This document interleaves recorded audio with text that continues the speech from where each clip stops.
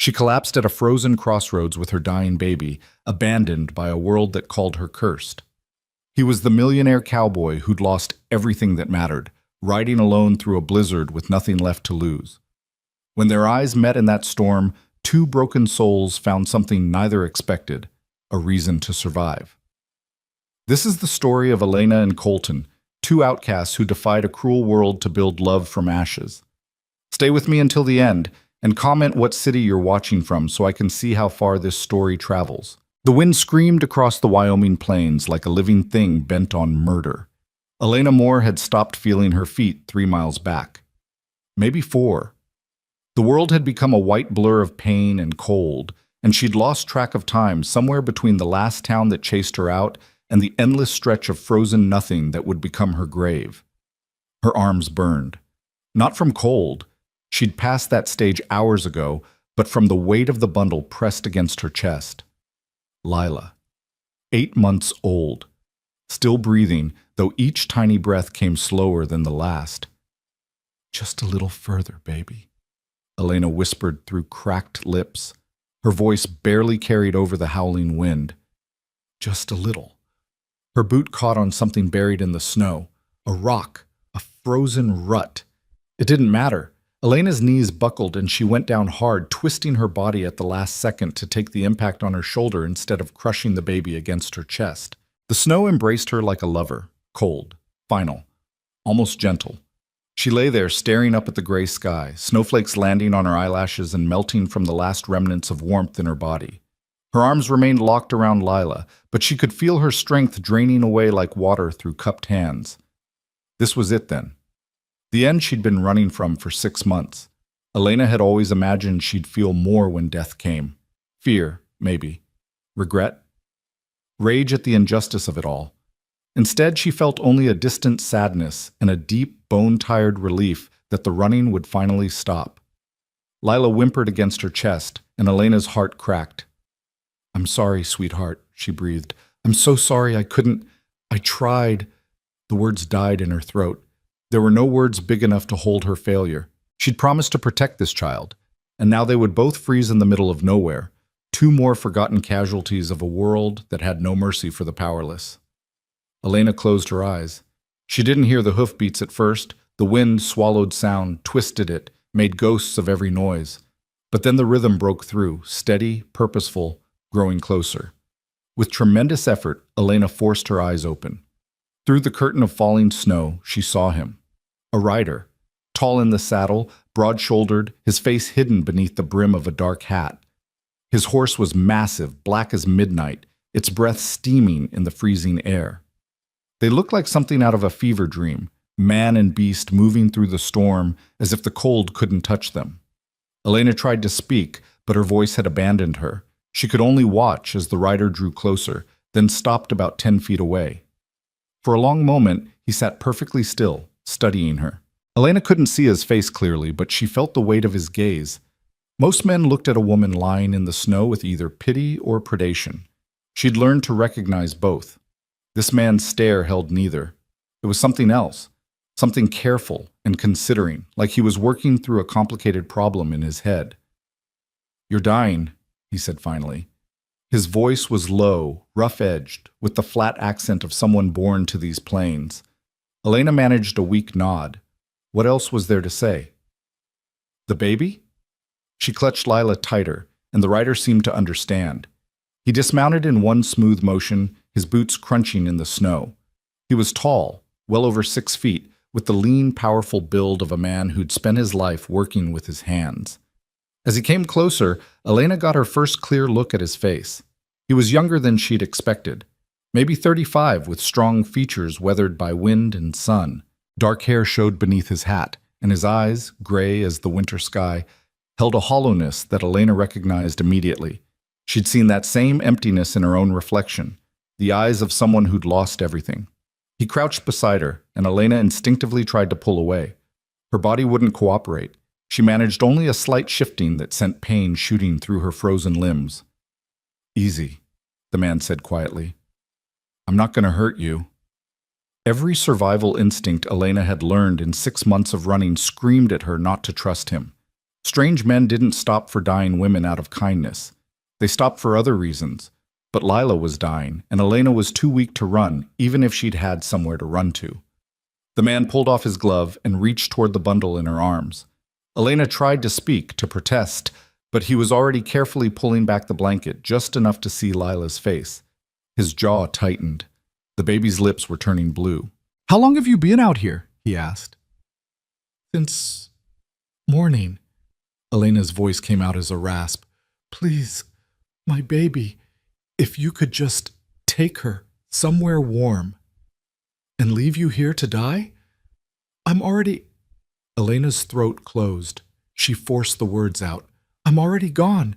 Just, please, she's innocent." The man was quiet for a long moment, his gray eyes moving from Lila's face to Elena's. Then, without a word, he scooped both of them up as if they weighed nothing at all. Elena's head lolled against his chest. Through the heavy fabric of his coat, she could hear his heartbeat, steady, strong, alive. The last thing she remembered before darkness claimed her was the rhythm of that heartbeat and the gentle rocking motion as he lifted her onto his horse. When consciousness returned, it came in fragments. Warmth, blessed, impossible warmth seeping into her frozen flesh. The crackle of fire. A rough wool blanket against her skin. The soft sound of Lila crying, weak but alive. Elena's eyes flew open. She was lying on a narrow cot in what looked like a small cabin. Rough timber walls, a single window showing twilight sky, and a potbelly stove in the corner radiating heat like the sun itself. "Don't move too fast," the man's voice came from her left. "You'll make yourself sick." Elena turned her head. Even that small movement sent the room spinning, and saw him crouched by the stove, holding Lila wrapped in what looked like his own shirt. He was feeding her something from a tin cup, tilting it carefully so small sips of liquid touched her lips. "What?" Elena's voice cracked. "What are you—" "Goat's milk mixed with warm water," he said, without looking away from Lila. "Found a bit in the storage cellar. It's old, but it'll do until we can get something better." "We?" Now he did look at her, and Elena saw that hollow look again in his eyes. But something else, too.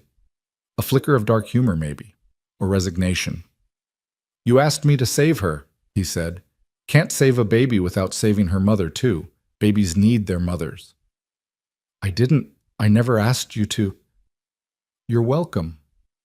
The words should have been sarcastic, but they weren't. He said them flatly, without emotion, like he was stating a simple fact. Elena tried to sit up. Her body screamed in protest, every muscle cramping, but she pushed through it until she was upright, swaying slightly. The man watched, but didn't try to stop her. "Where are we?" she managed. "Old trapper's cabin. About 8 miles from where I found you." He adjusted his hold on Lila, who'd stopped crying and was now sucking weakly at the milk. "Used to belong to a prospector named Anders. He died 5 years back. Nobody uses it anymore except me sometimes when I'm out checking the north fence line." "Fence line?" "I run cattle."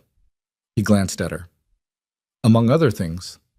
Elena's head was clearing slowly, though exhaustion still weighed on her like chains. She studied the man more carefully now. His clothes were worn but well made, good leather boots, a heavy coat that had cost real money, and though his hands were calloused from work, they were also clean. His nails were trimmed. His hair, though shaggy, had been recently cut. Not a drifter then, not an outlaw. That should have been comforting. Instead, it made her more wary. Men with money and respectability were often the most dangerous kind. "What's your name?" she asked. He was quiet for a moment, like he was deciding whether to answer. "Colton Ward." The name meant nothing to Elena, but the way he said it, careful, watching for her reaction, suggested it should have. "I'm Elena Moore," she said. "And that's Lila." "I know." "You know? You've been talking in your sleep for the past 3 hours. You said both names about a dozen times."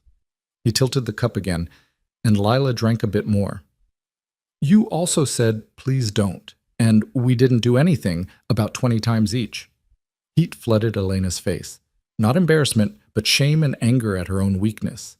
She'd learned to keep her nightmares silent, but apparently 3 hours of warmth and safety had loosened her control. "Where are you running from?" Colton asked quietly. "Everywhere." The answer came out before Elena could stop it. She pressed her lips together, but the damage was done. "And where are you running to?" "Nowhere." Elena looked down at her hands, red and chapped, the nails broken from months of survival. "There's nowhere left."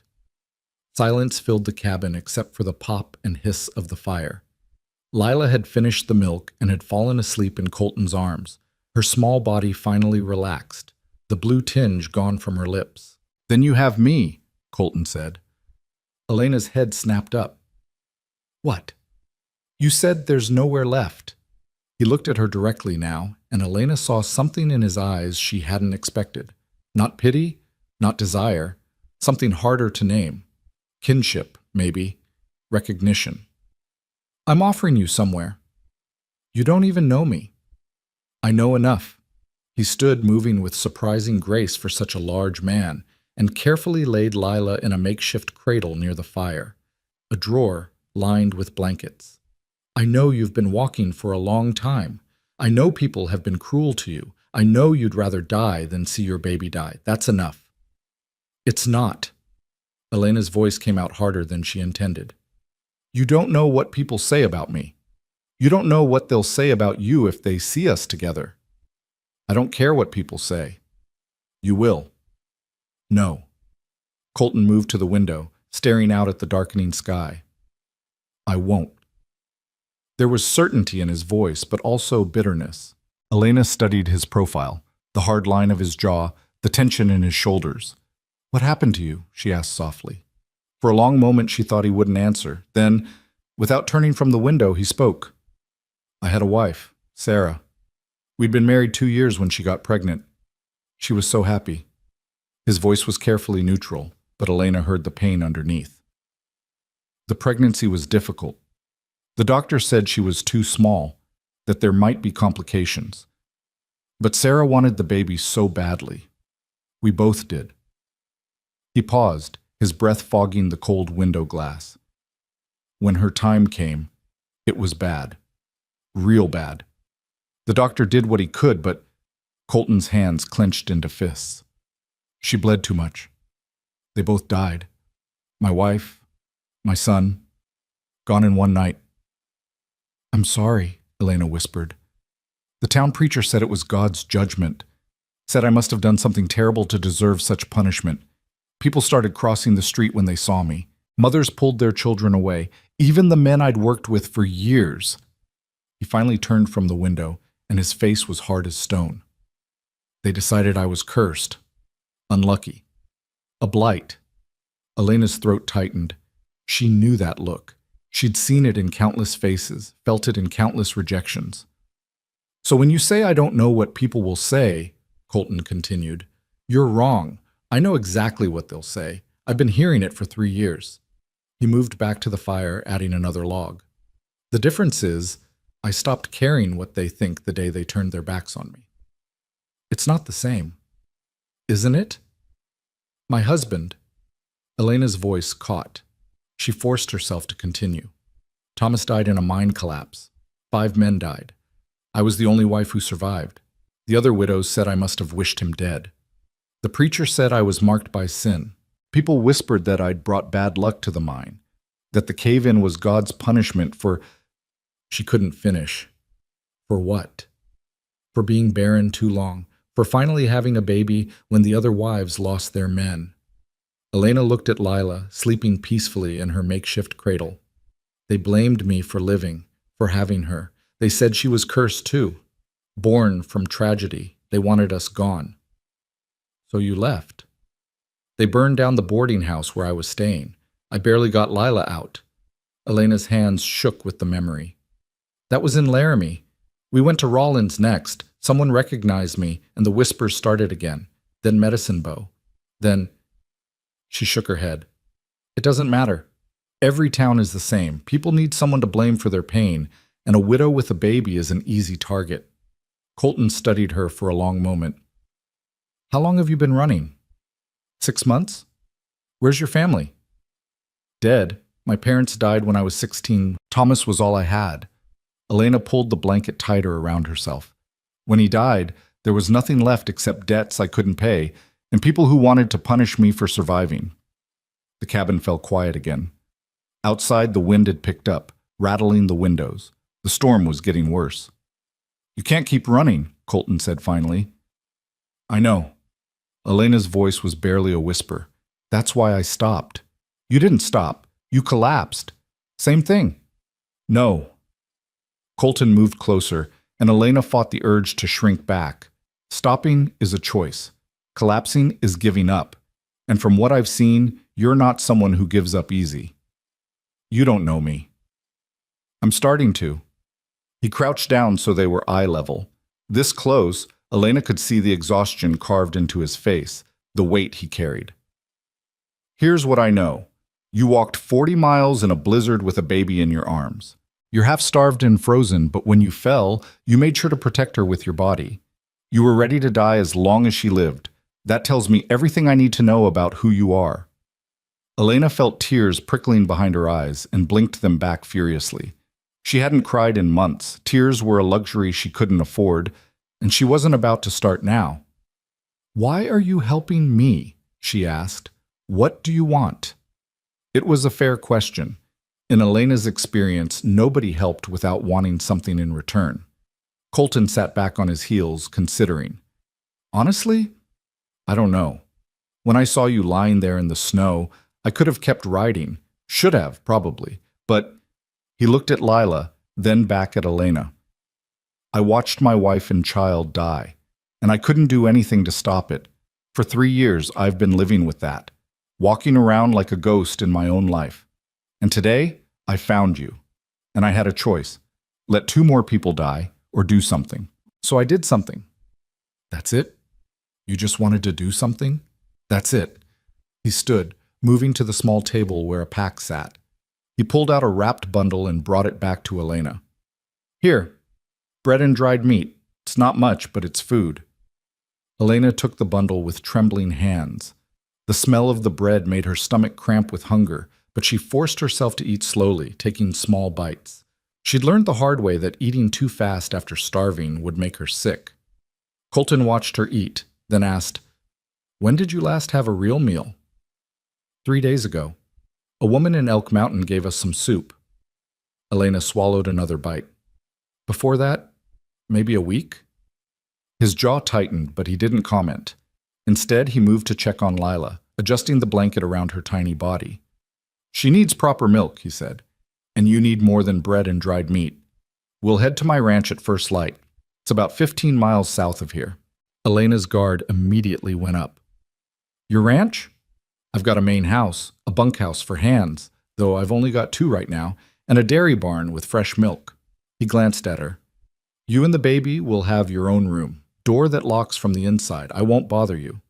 And in exchange, you work. I need help with the house, cooking, cleaning, mending. I'm not expecting charity, and I don't think you want charity either. You work, I pay you wages plus room and board. Fair trade." It sounded too good to be true, which meant it probably was. "What about when the town finds out?" Elena asked. "What about when they come to chase me away?" "My ranch is private property. They can't chase you off without going through me first." "They'll try anyway." "Let them." There was steel in his voice now. "I've got nothing left to lose, Elena. My reputation's already dirt. Having you and Lila at the ranch won't make it any worse." Elena wanted to argue, to point out all the ways this could go wrong. But the truth was, she was out of options. She could stay and accept his help, or she could leave at dawn and die within the week. The choice wasn't really a choice at all.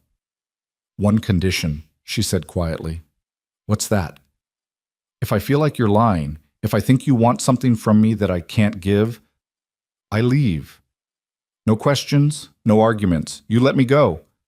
Colton met her eyes. "Fair enough, but I've got a condition too." "What?" "You don't run without telling me why. You don't disappear in the night and leave me wondering if you're dead in a ditch somewhere." His voice roughened. "I've lost enough people. I'm not interested in adding more." The vulnerability in those words hit Elena harder than she expected. This man, This stranger who'd saved her life was asking her for something so simple. Don't make him wonder. Don't make him worry. Don't add another ghost to haunt him. She could give him that much, at least. All right, Elena said. I promise I won't leave without telling you. And I promise I won't give you a reason to leave. They stared at each other across the firelit cabin, two wounded people making promises they both hoped they could keep. Outside, the storm raged on, but inside, for the first time in longer than Elena could remember, she felt something other than fear. It wasn't trust. Not yet. But it was close. It was possibility. It was hope. Elena woke twice in the night. The first time Lila was crying, a thin, hungry wail that cut straight through sleep. Before Elena could struggle out of bed, she heard Colton moving in the darkness, his footsteps crossing the cabin floor. I've got her, he said quietly. Go back to sleep. Elena should have protested. She'd been taking care of Lila alone for 6 months, and accepting help felt like admitting weakness. But exhaustion was a weight she couldn't lift, and the sound of Colton's low voice murmuring to the baby was oddly comforting. She fell back asleep to the sound of him mixing milk and warming it by the fire. The second time she woke, it was deeper into the night. The fire had burned down to embers, and the cabin was filled with shadows. Elena lay still, listening. Someone was breathing wrong, too fast, too harsh. She turned her head and saw Colton sitting at the small table, his head in his hands. His shoulders were rigid, his whole body tense like he was fighting something invisible. A nightmare, Elena realized, or a memory. Sometimes they were the same thing.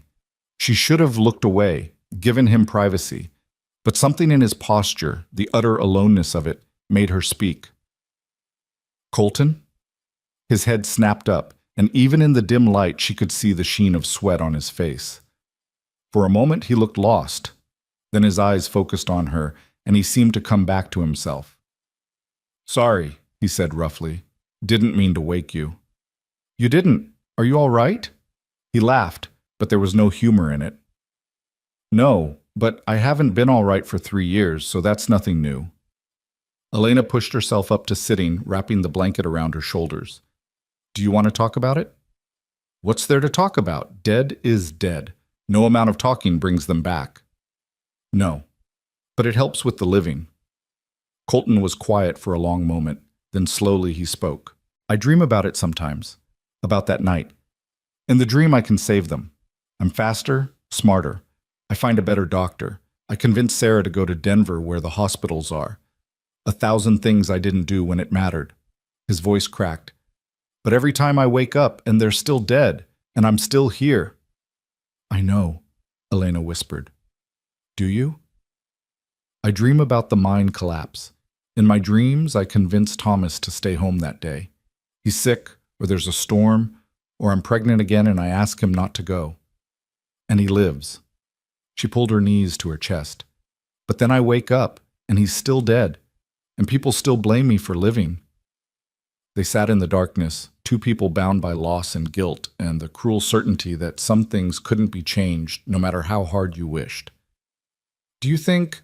Colton started, then stopped. What? Do you think we're being punished? The way the preachers say? Elena thought about that. She'd asked herself the same question 1,000 times during the long months of running. No, she said finally. I think terrible things happen, and people need someone to blame because randomness is too frightening. It's easier to believe in punishment than to accept that sometimes life is just cruel for no reason. That's a grim philosophy. It's an honest one. Colton smiled slightly, the first real smile she'd seen from him. It transformed his face, making him look younger, less haunted. You're tougher than you look, Elena Moore. I've had to be. Yeah. He stood, moving to add more wood to the fire. Orange light flared, pushing back the shadows. We both have. As the fire crackled back to life, Elena felt something shift between them. Not attraction, though Colton was handsome in a rough-hewn way, but understanding. They'd both walked through fire and come out scarred. They both knew what it was to be judged, condemned, and cast aside. In a strange way, that made them safer with each other than they would be with anyone else. They had no illusions, no pretenses, just two damaged souls trying to survive. "Get some sleep," Colton said, settling back at the table. "We've got a long ride ahead of us tomorrow." "What about you?" "I'll sleep when I'm tired." Elena knew better than to push. Some kinds of exhaustion couldn't be cured by sleep. She lay back down, pulling the blanket up to her chin, and watched the firelight dance across the ceiling. In the cradle, Lila slept peacefully, her tiny chest rising and falling with each breath. For the first time in 6 months, Elena let herself think about the future. Not just the next hour or the next town, but actual future. A place to stay. Work to do. Wages to earn. Maybe eventually, a life. It was a fragile hope, easily broken. But it was hope nonetheless. And for now, that was enough. Dawn came cold and clear, the storm having blown itself out during the night. Elena woke to find Colton already moving around the cabin, packing supplies and preparing the horse. "There's hot water in the pot," he said without looking at her. "And more bread. Eat something before we leave." Elena did as instructed, her body still weak but recovering. Lila woke soon after, hungry and fussing, and Elena fed her carefully, rationing the goat's milk. "We'll get better milk at the ranch," Colton said, watching them. "My dairy cow just calved last month. Fresh milk, all you need." 20 minutes later, they were ready to leave. Colton lifted Elena onto the horse with surprising gentleness, then handed Lila up to her before mounting behind them. His arms came around them both, holding the reins, creating a protective circle. "Lean back," he instructed. "It's a long ride, and you're still weak." Elena wanted to argue that she could manage, but her body disagreed. She let herself lean against his solid warmth, Lila tucked safely between them. As they rode out into the bright winter morning, Elena looked back once at the little cabin that had saved their lives. Then she turned forward toward whatever came next. Behind her, Colton Ward sat straight in the saddle, his gray eyes fixed on the horizon, his expression unreadable. Two broken people, one horse, and a baby riding toward an uncertain future. But for the first time in a long time, Elena thought maybe, just maybe, uncertain was better than hopeless. The ranch was waiting, and with it, a chance at something neither of them had dared to dream of. A home. The ranch appeared on the horizon like a mirage, a cluster of buildings nestled in a valley where the land dipped away from the wind. Even from a distance, Elena could see it was substantial. A 2-story main house with a wraparound porch, a large barn painted red against the snow, several outbuildings, and miles of fence stretching in every direction. This wasn't just a ranch. It was an empire. "You said you run cattle," Elena said quietly, her voice carrying over the steady rhythm of hoofbeats.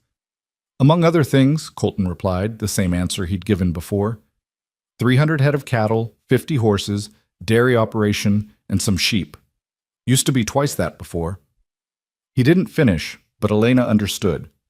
Before his wife died. Before the town turned on him. Before he became a ghost living in his own life. As they drew closer, Elena noticed how well-maintained everything was, despite the isolation. The fences were straight and strong, the buildings freshly painted, the paths cleared of snow. This was the work of someone who still cared, even if he claimed not to. 2 men emerged from the barn as they rode into the yard. One was older, maybe 60, with a weathered face and bow legs that spoke of a lifetime in the saddle. The other was younger, barely 20, with nervous eyes that darted between Colton and Elena. "Boss," the older man said, nodding. His gaze lingered on Elena and Lila, questions forming behind his careful expression, but he asked none of them. "Wondered when you'd be back. Storm was a bad one." It was. Colton dismounted, then reached up to help Elena down. Her legs nearly buckled when her feet hit the ground, and his hand shot out to steady her. "Elena, this is Frank Hayes, my foreman, and that's Billy Crane, one of my hands. Frank, Billy, this is Elena Moore and her daughter Lila. They'll be staying here." The silence that followed was heavy with unspoken questions.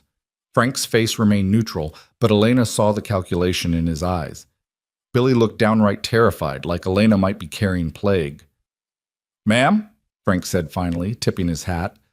Billy mumbled something similar, but took a step backward. "Elena will be helping with the house," Colton continued, his voice carrying an edge of warning. She'll need the upstairs bedroom, the one with the fireplace. Make sure it's heated before nightfall. Boss, that's... Billy started, then stopped when Frank elbowed him sharply. That's Mrs. Ward's old room, Frank said carefully. You sure about this? The air went cold in a way that had nothing to do with the weather. Elena felt Colton's body tense beside her, saw his jaw clench. I'm sure, he said flatly. Get the room ready. Frank studied his boss for a long moment, then nodded slowly. All right, come on, Billy, we've got work to do. As the two men headed toward the house, Elena heard Billy's whispered protest. But Frank, you know what people will say? What people say isn't our business, Frank's voice carried back. Boss's decisions are his own. We work here, we don't judge. You got that? Their voices faded as they entered the house. Elena stood in the yard holding Lila, feeling the weight of what she'd walked into. She'd known there would be complications, but standing here in the dead woman's home, about to sleep in the dead woman's room, made everything suddenly, violently real. You don't have to give me her room, Elena said quietly. It's the warmest room in the house. Lila needs warmth. Colton's voice was controlled, but Elena heard the pain underneath. Sarah would have wanted someone to use it. She hated waste. Colton, it's been empty for 3 years. It's just a room. He turned toward the house, effectively ending the conversation. Come on, you need food and rest. Elena followed him up the porch steps, each one feeling like crossing a threshold she couldn't return from. The front door opened into a large parlor that had once been beautiful and could be again. Good furniture sat beneath layers of dust. Expensive rugs covered the floor, their colors muted by neglect. A massive stone fireplace dominated one wall, cold and dark. This was a house that had stopped living. Colton led her through the parlor to a kitchen that was cleaner than the rest, clearly the only room he actually used. A large table sat in the center, scarred from years of use. Pots hung from hooks on the wall. A pump sink stood beneath a window overlooking the barn. Sit, Colton instructed, pointing to a chair. I'll get milk for the baby. Elena sat, grateful to be off her feet. Lila had woken and was looking around with wide eyes, taking in the new surroundings. Elena held her close, breathing in her baby smell, trying to quiet the anxiety clawing at her chest. What was she doing here? She didn't belong in this house, in this dead woman's space. She was an intruder, a ghost replacing a ghost. Colton returned with a bottle of fresh milk, still warm from the cow. He handed it to Elena, who tested it on her wrist before offering it to Lila. The baby latched on hungrily, and Elena felt a rush of relief. Real milk, fresh and clean and plentiful. Thank you, she whispered. Colton nodded and moved to the stove, where he began pulling out supplies. Within minutes, the smell of bacon filled the kitchen, followed by eggs and bread toasting on the iron surface. Elena watched him work, surprised by his competence. Most men she knew couldn't boil water without supervision. You cook, she observed. I eat. He flipped the bacon with practiced ease. Learning to cook was easier than starving. What about Frank and Billy? Don't they eat here? They take meals in the bunkhouse mostly. Prefer it that way. He slid eggs onto a plate, added bacon and bread, and set it in front of Elena. Eat. All of it. Elena stared at the food, more than she'd seen in weeks, and felt her throat tighten. This is too much. You're half starved. Your body needs fuel. He poured coffee into a mug, black and strong. Drink this too. You'll need your strength if you're going to be working. The mention of work steadied Elena. This wasn't charity. This was employment. She picked up the fork and began to eat, forcing herself to go slowly despite her body's demand to devour everything immediately. Colton sat across from her with his own plate, eating in silence. The only sounds were the clink of silverware and Lila's contented nursing. It should have been awkward, but somehow it wasn't. They'd moved past small talk in that cabin. There was no need for pretense now. Tell me about the work, Elena said between bites. What exactly do you need? Everything. Colton gestured at the dusty parlor visible through the doorway. The house has been neglected. I keep the kitchen functional and my bedroom clean, but the rest... He shrugged. I couldn't bring myself to touch Sarah's things. Frank offered once, but I told him no, so everything just sits. collecting dust and memories. And you want me to clean it? I want you to make it livable again. Not the same. It can't be the same, but something. A house instead of a mausoleum. His gray eyes met hers. If you can't do that, if it's too much, tell me now. Elena thought about it. She'd be touching another woman's possessions, reorganizing another woman's home, sleeping in another woman's bed. It should have felt wrong, but she'd spent 6 months in other people's spaces, temporary and unwelcoming. She'd learned to adapt, to make herself small and unobtrusive. Maybe here she could do the opposite. Maybe she could expand, fill the empty spaces, make them hers. Not replacing, rebuilding. I can do it, she said, but I'll need to know what you want kept and what can be changed. Relief flickered across Colton's face. Keep anything that matters. Change anything that doesn't. I trust your judgment. You don't know me well enough to trust my judgment. I know you walked 40 miles in a blizzard to save your daughter. I know you're sitting here eating breakfast instead of asking for handouts. I know you're already planning how to earn your keep. He leaned back in his chair. That's enough. Before Elena could respond, the back door opened and Frank stepped in, stomping snow from his boots. Room's ready, boss. Got a good fire going. Found clean linens in the cedar chest. Made up the bed. Should be warm enough by now. His eyes flicked to Elena. Anything else you need, ma'am? No, thank you, Elena said. I appreciate your help. Frank nodded and turned to leave, then paused.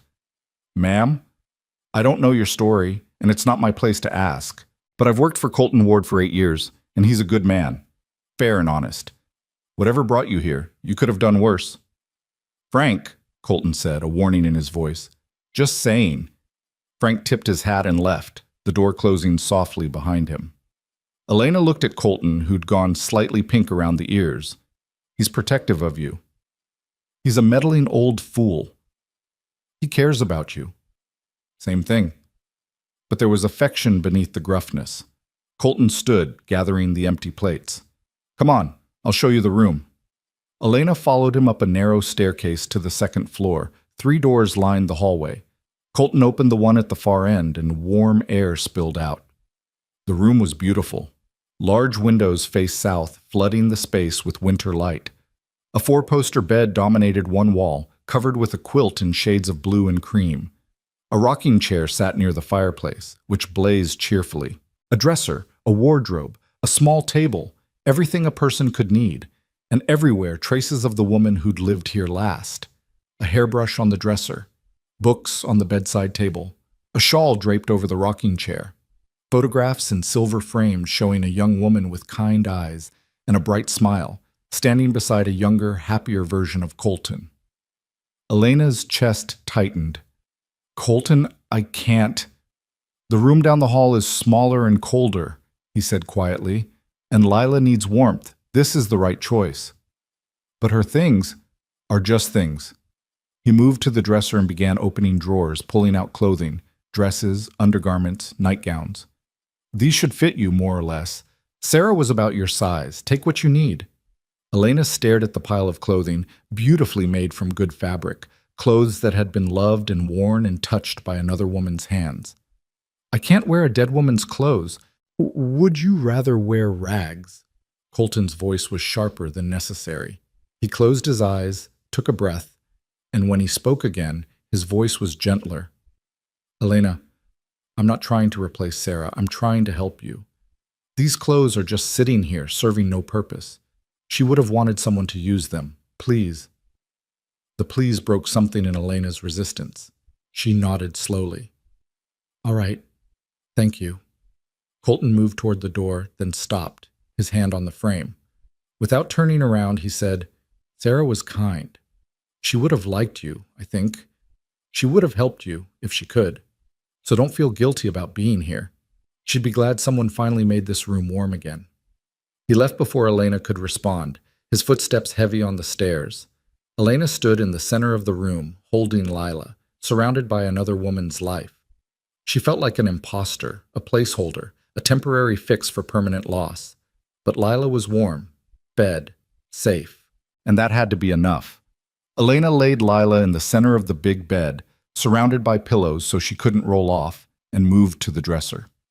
She examined the clothes Colton had pulled out. A simple wool dress in dark green, practical underthings, warm stockings. They were beautiful and well made, the kind of clothes Elena hadn't worn since before Thomas died. She changed quickly, her fingers clumsy on the buttons. The dress fit well enough, a little loose in the shoulders but otherwise acceptable. She caught her reflection in the small mirror above the dresser and barely recognized herself. Clean, clothed in something other than rags. Almost respectable. A knock sounded on the door. "Elena? You all right in there?" "Yes," she called back. "Come in." Colton entered carrying a basin of warm water and clean towels. "Thought you might want to wash." He set them on the table, carefully not looking at her. "There's soap in the dish." "Thank you." Elena paused. "Colton, about the clothes?" "They look good on you," he said simply. Then, as if embarrassed by the comment, he added, "I mean, they fit. That's good. Practical." He was already backing toward the door. "I've got work to do in the barn. Rest if you need to. Frank will bring up more firewood before supper." He left quickly, and Elena found herself smiling despite everything. For all his rough edges, Colton Ward was uncomfortable with intimacy, with closeness, with anything that suggested care. He could save a dying woman and her baby without hesitation, but offering a compliment made him flee like a spooked horse. Elena washed her face and hands in the warm water, the simple act of being clean bringing tears to her eyes. She'd forgotten what it felt like to be anything other than filthy and exhausted. Lila began to fuss, and Elena picked her up, settling into the rocking chair. As she rocked, feeding the baby again, she looked around the room with new eyes. Yes, it had been Sarah's room, but Sarah was gone. And Elena was here, alive, with a daughter who needed her to survive. She couldn't change the past, hers or Colton's or Sarah's. But she could choose how to move forward. She could honor the woman who'd lived here by living well herself, by taking care of this house and this man who'd saved her life, by building something good from the ruins of what had been. It wasn't replacement, it was renewal. And maybe, just maybe, that was what both she and Colton needed. The afternoon passed in a haze of exhaustion and recovery. Elena dozed in the rocking chair, Lila sleeping in her arms, while the fire crackled and snow began to fall again outside the window. When she woke, the light had shifted, and she could hear voices from outside, Colton and Frank discussing repairs to the barn roof. Elena laid Lila on the bed and went to the window. Below, she could see Colton gesturing at something, Frank nodding. Billy was leading horses from the barn to the paddock, his movements efficient despite his youth. This was a working ranch, well run despite the owner's grief. Whatever else Colton Ward was, he wasn't a man who shirked responsibility.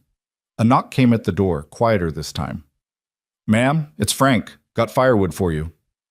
"Come in." Frank entered with an armload of split logs, which he stacked neatly beside the fireplace.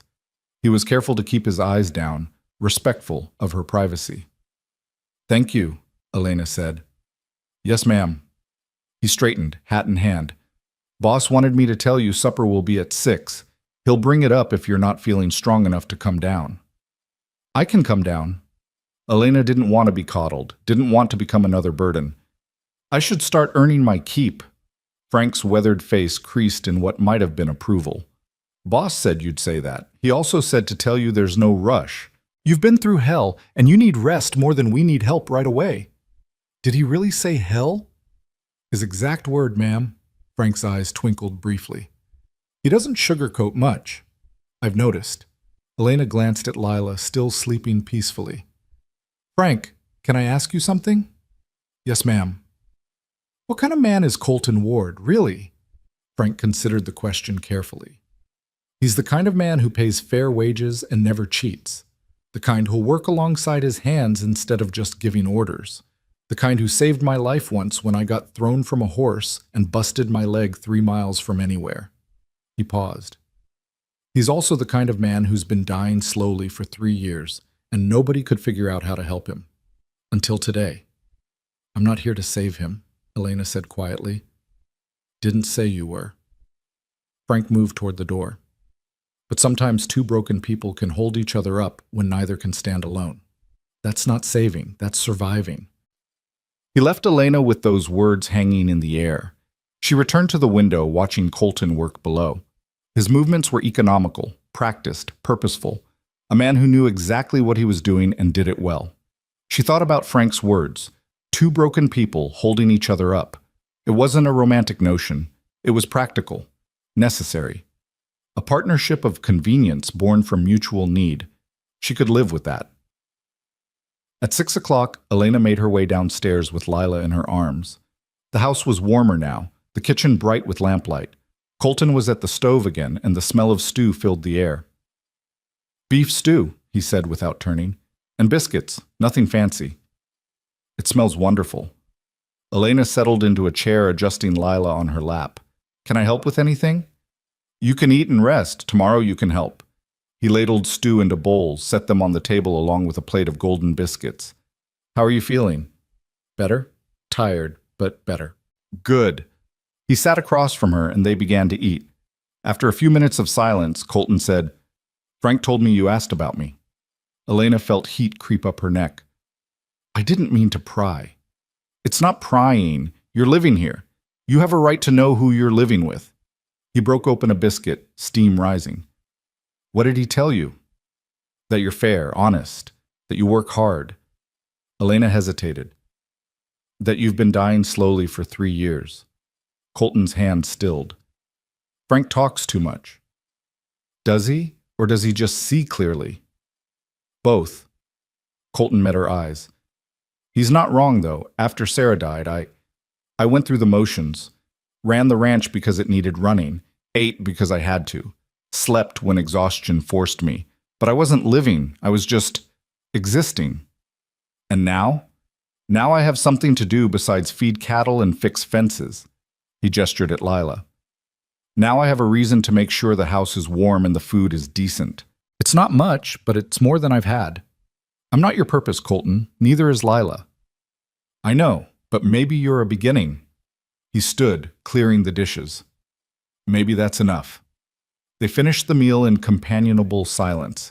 Afterward, Elena insisted on washing the dishes while Colton prepared bottles of milk for Lila's nighttime feedings. They moved around each other in the kitchen like they'd been doing this for years instead of hours, an easy rhythm developing between them. "Tomorrow," Colton said as Elena dried the last plate, "I'll show you the rest of the house. You can decide where to start with the cleaning. Take your time. Do what you can. I'm not expecting miracles." "What are you expecting?" He thought about it. "Honestly, just for you to be here. Just for the house to feel less empty." He looked embarrassed. "That probably sounds pathetic." "No," Elena said softly. "It sounds lonely." "Same thing, isn't it?" "Not quite. Lonely means you wish it was different. Pathetic means you've given up on it ever changing." She set down the towel. "You haven't given up, Colton. If you had, you would have ridden past me yesterday." Something shifted in his expression. Surprise, maybe, or recognition. "You're right. I haven't given up." He smiled slightly. "I'm not sure when I decided that, but I did." "Good." Elena picked up Lila, who was starting to fuss. "Then neither of us has given up, and that means we have a chance." "A chance at what?" "I don't know yet, but something better than what we had." Colton nodded slowly. "Something better than what we had. I'll take those odds." As Elena carried Lila upstairs, she heard Colton banking the fire, locking the doors, settling the house for the night. The sounds were domestic, normal, comforting. The sounds of a home where people lived instead of just existed. In Sarah's room, no, in her room now, Elena laid Lila in the bed and changed into the borrowed nightgown. She climbed under the covers, the mattress soft beneath her, the fire warm on her face. For 6 months she'd slept in barns, under bridges, in abandoned shacks, always cold, always afraid, always ready to run. But tonight, in this house with this broken man downstairs, she felt something she'd almost forgotten. Safety. It was fragile. It could shatter. But for tonight, it was real. And as Elena drifted toward sleep, Lila warm beside her and the fire crackling softly, she let herself hope that maybe, just maybe, they'd found more than shelter. Maybe they'd found a home. 3 weeks passed like a careful dance between two people learning each other's rhythms. Elena rose before dawn each morning, fed Lila, then came downstairs to find Colton already in the kitchen making coffee. They'd share breakfast in quiet companionship before he headed out to work the ranch, and she began the enormous task of bringing the house back to life. She started with the parlor, carefully packing away Sarah's most personal items, photographs, letters, a music box that played a tinny waltz, and storing them in the attic where Colton could decide their fate when he was ready. The rest she cleaned with methodical precision, washing windows until they sparkled, beating rugs until no more dust emerged, polishing furniture until it gleamed. The house began to breathe again. Colton would come in for lunch, his boots stomping on the porch, and stop in the doorway of whatever room Elena was working in. He never said much, but she'd catch him looking around with something like wonder, as if he couldn't quite believe his home was becoming a home again. "You don't have to work this hard," he told her one afternoon, finding her on her hands and knees scrubbing the kitchen floor. "Yes, I do." Elena sat back on her heels, pushing hair from her face. "You're paying me wages. I intend to earn them." "I'd pay you just for being here." "I know. That's why I work this hard." She dipped the brush back in the bucket. "I don't want charity, Colton. I want to be useful." He'd left without another word, but that evening she found a new mop leaning against the kitchen door and a bar of gentler soap that wouldn't crack her hands. The nights were harder. After supper, after the dishes were done, and Lila was asleep, Elena would sit in the parlor with mending or knitting while Colton read the newspaper or worked on ranch accounts. Sometimes they'd talk, small things, safe things, the weather, the cattle, Billy's improving horsemanship, Frank's bad knee. But sometimes the silence would stretch too long, and Elena would look up to find Colton staring at nothing, his face hollow with old grief. She'd learned not to ask if he was all right. Instead, she'd simply say his name, and he'd come back to himself, offering a tight smile that never reached his eyes. They were healing, both of them. But healing was slow, painful work. On the 23rd day, Billy came galloping into the yard just after breakfast, his horse lathered and his face white with fear. "Boss!" he shouted, tumbling from the saddle. "Boss, they're coming!" Colton came out of the barn at a run, Elena right behind him. "Who's coming?" "Men from town, 5 of them, maybe 6. I was checking the south fence and saw them on the road." Billy was gasping for breath. "They're headed this way, and they don't look friendly." Elena's blood turned to ice. She'd known this moment would come. She'd just hoped for more time. Colton's face went hard as stone. "Frank, get out here!" The foreman emerged from the tack room, took one look at Billy, and swore under his breath. "Trouble?" "Riders from town." Colton's voice was clipped. "Billy, get the horses into the far pasture. Frank, you're with me. We'll meet them at the gate." "Colton," Elena started. "Go inside, take Lila upstairs, stay there until I come for you." "I won't hide." "Elena," his eyes met hers, and she saw fear there. Not for himself, but for her. "Please, just this once, let me handle this." She wanted to argue, to stand beside him, to face whatever was coming, but Lila was upstairs, vulnerable and innocent, and Elena's first duty was to her daughter. "All right," she whispered, "but Colton, be careful." He nodded once, then turned to face the road where dust was already rising from approaching riders. Elena ran inside, up the stairs, to the bedroom where Lila lay napping in a shaft of winter sunlight. She scooped up her daughter, held her close, and moved to the window where she could see the front gate. 5 men on horseback rode into the yard like they owned it. Elena recognized the type immediately. Prosperous, respectable, the kind of men who made decisions about other people's lives over brandy and cigars. The leader was tall and heavy-set, with steel gray hair and a thick mustache. He wore a banker's suit under his heavy coat. Beside him rode a thin man in black, a preacher judging by his collar. The other 3 were younger, harder-looking men who sat their horses with the easy confidence of those accustomed to getting their way. Colton stood at the gate, Frank at his shoulder. Even from a distance, Elena could see the tension in Colton's body, the way his hands hung loose at his sides, ready. "Ward," the banker called out, not bothering to dismount. "We need to talk." Then talk, Morrison. But do it from there. You're not welcome on my property." Morrison's face reddened. "Now see here." "You see here." Colton's voice carried clearly in the cold air. 3 years ago, when my wife died, you and your friends decided I was cursed. You stopped doing business with me. You crossed the street to avoid me. You made damn sure I knew I wasn't welcome in your town. So forgive me if I'm not inclined to roll out the welcome mat now. We're not here to discuss the past, the preacher said, his voice oily with false concern. We're here about your present situation, about the woman you're harboring. Elena's arms tightened around Lila. I'm not harboring anyone, Colton said. Elena Moore is my employee. She works for wages, same as Frank and Billy. What business is that of yours? She's a widow with a questionable reputation, Morrison said. She's been run out of 3 towns that we know of. Everywhere she goes, she brings trouble and bad luck. We can't have that kind of influence near our community. Your community is 15 miles away. That's close enough for her taint to spread. The preacher leaned forward in his saddle. Mr. Ward, we understand you've been lonely. We understand you might be susceptible to a woman's manipulation. But for your own good, and for the good of this valley, she needs to go. Colton laughed, but there was no humor in it. For my own good? That's rich, coming from men who abandoned me when I needed help. Where were you when Sarah died? Where were you when I was drowning in grief and couldn't see a way forward? You were busy protecting yourselves from my bad luck. Now you want to tell me what's good for me? We're trying to protect you from making a terrible mistake, Morrison said. This woman has a name. Use it. Fine.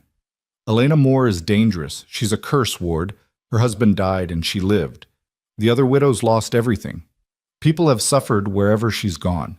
And now she's here, with you. And we won't stand by and watch another tragedy unfold. Frank spoke up, his voice rough with anger. The only tragedy I see is 5 grown men riding out here to bully a woman and a baby. You ought to be ashamed. Stay out of this, Hayes, one of the younger men said. This doesn't concern you. The hell it doesn't. I work here. Anything that concerns this ranch concerns me. Morrison's horse shifted, sensing its rider's agitation. Ward, we're not here to argue. We're here to tell you how it's going to be. That woman leaves today, or there will be consequences.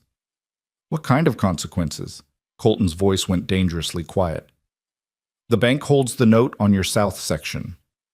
That note comes due in 6 months. I could make it due immediately if I wanted. You'd call in a loan over this? I'd call in a loan to protect this community from a curse. Morrison's face was hard. We've already lost too much to tragedy and bad luck. We won't risk more. Elena pressed her forehead against the cool glass, bile rising in her throat. It was happening again. Always the same script, the same accusations, the same ending. She should have known better than to hope for something different. Below, Colton stood perfectly still. When he spoke, his voice carried across the yard like a whip crack. No. Morrison blinked. What? I said no. Elena stays. Call in the loan if you want. I'll pay it off. I've got the money. Do you? Because I heard your herd losses were significant last winter. I heard you've been struggling to keep this place running. You heard wrong. Colton's voice was steel. I can pay what I owe, and you know it. This isn't about money or loans. This is about you being terrified of something you don't understand, so you're trying to destroy it. The preacher spoke again, his voice taking on a sanctimonious tone. Mr. Ward, I've known you since you were a boy. Your father was a good man, a godly man. What would he think of you taking in a woman of questionable virtue? A woman who may be carrying the devil's mark? My father would think I'm doing what's right. He'd be proud that I'm not turning away someone in need. Colton took a step forward. And if you ever insult Elena or question her virtue again, preacher, you and I are going to have a very different kind of conversation. Are you threatening a man of God? I'm threatening a man who's using God as an excuse for cruelty. There's a difference. Morrison held up a hand, trying to regain control. Ward, let's be reasonable. We're not asking you to throw her out in the cold. We're simply saying she can't stay here. Give her some money, send her on her way to the next town. Let her be someone else's problem. She's not a problem. She's a woman who needed help, and I gave it. End of story. It's not the end, one of the younger men said. It's just the beginning. When bad things start happening, and they will, remember we warned you. The only bad thing happening is this conversation. Frank moved to stand beside Colton. I think you gentlemen should leave now. We're not done. Yes, Colton said flatly. You are. Get off my land. Morrison's face went purple with rage. You're making a mistake, Ward, a big one. Don't come crying to us when everything falls apart. I wouldn't come to you if I was dying of thirst and you had the only water in Wyoming. Colton pointed toward the road. Leave. Now. And don't come back unless you're invited. For a long moment, Elena thought Morrison might refuse. The tension stretched tight as a wire, ready to snap. Then the banker yanked his horse's head around and spurred it toward the road, the other 4 men following. But the preacher paused at the gate, turning back one last time. God have mercy on your soul, Colton Ward. You're choosing damnation. If loving my neighbor and showing mercy is damnation, Colton called after him, then I guess I'll see you in hell, preacher. The riders disappeared down the road in a cloud of dust and snow. For a long moment, Colton and Frank stood at the gate, watching them go. Then Colton's shoulders sagged, and he braced his hands on the fence post like his legs might give out. Frank said something Elena couldn't hear, clapped Colton on the shoulder, and headed back to the barn. Billy emerged from wherever he'd been hiding, his young face troubled. Colton stood alone at the gate for several more minutes, staring down the empty road. Then, slowly, he turned and walked back toward the house. Elena met him at the door, Lila still in her arms. His face was pale, his eyes haunted. "I'm sorry," she whispered. "I'm so sorry. I should have left before they came. I should have—" "Don't." His voice was rough. "Don't apologize for other people's fear and stupidity. But the loan, if he calls it in, I'll pay it. I meant what I said. I have the money." He moved past her into the kitchen, poured himself water from the pump with shaking hands. "I should have expected this. I knew word would get around. I just thought—" He laughed bitterly. "I don't know what I thought." Elena set Lila in the cradle Colton had brought down from the attic last week and moved to stand beside him. "You thought they'd leave you alone. You thought you'd paid enough dues with 3 years of isolation that they'd let you have this one thing." "Yeah." He drank the water in one long swallow. "Stupid." "Not stupid. Human." Elena touched his arm gently. "Colton, I can leave. I can pack up right now and be gone by nightfall. I won't have you losing your ranch because of me." His hand came up, covering hers where it rested on his arm. His skin was cold, but his grip was firm. "No." "But no, Elena. You're not leaving. Not because of them." He turned to face her, and she saw something in his eyes she hadn't seen before. Not just determination, but defiance. Anger. And underneath it all, fear. "When Sarah died, I let them make me feel ashamed. I let them isolate me, punish me, treat me like I was cursed. I accepted it because part of me believed it. I believed I deserved to suffer. You didn't. I know that now. And I know that what they're doing to you is the same thing they did to me. They're scared of something they can't control. Death, tragedy, bad luck, so they find someone to blame. Someone vulnerable. Someone who can't fight back." His jaw clenched. "Well, I'm not letting it happen again. Not to you. Not on my watch. Colton, I'm not your responsibility. Maybe not, but you're my choice. And I choose to have you here, regardless of what they think." He released her hand, but his eyes held hers. "Unless you want to leave. If you do, I'll understand. I'll give you money, a horse, supplies, whatever you need. But don't leave because of them. Leave because you want to." Elena looked at this man who'd saved her life, who'd given her shelter and work and dignity when no one else would. This broken man who was standing up to his entire community for a woman he'd known less than a month. "I don't want to leave," she said softly, "but I'm afraid of what it will cost you." "Let me worry about that." "Colton, Elena." He said her name like a prayer and a plea. "For 3 years, I've been half dead. Going through motions, surviving but not living, and then I found you in that storm, and for the first time since Sarah died, I had a reason to fight, to care, to be angry at injustice instead of just accepting it."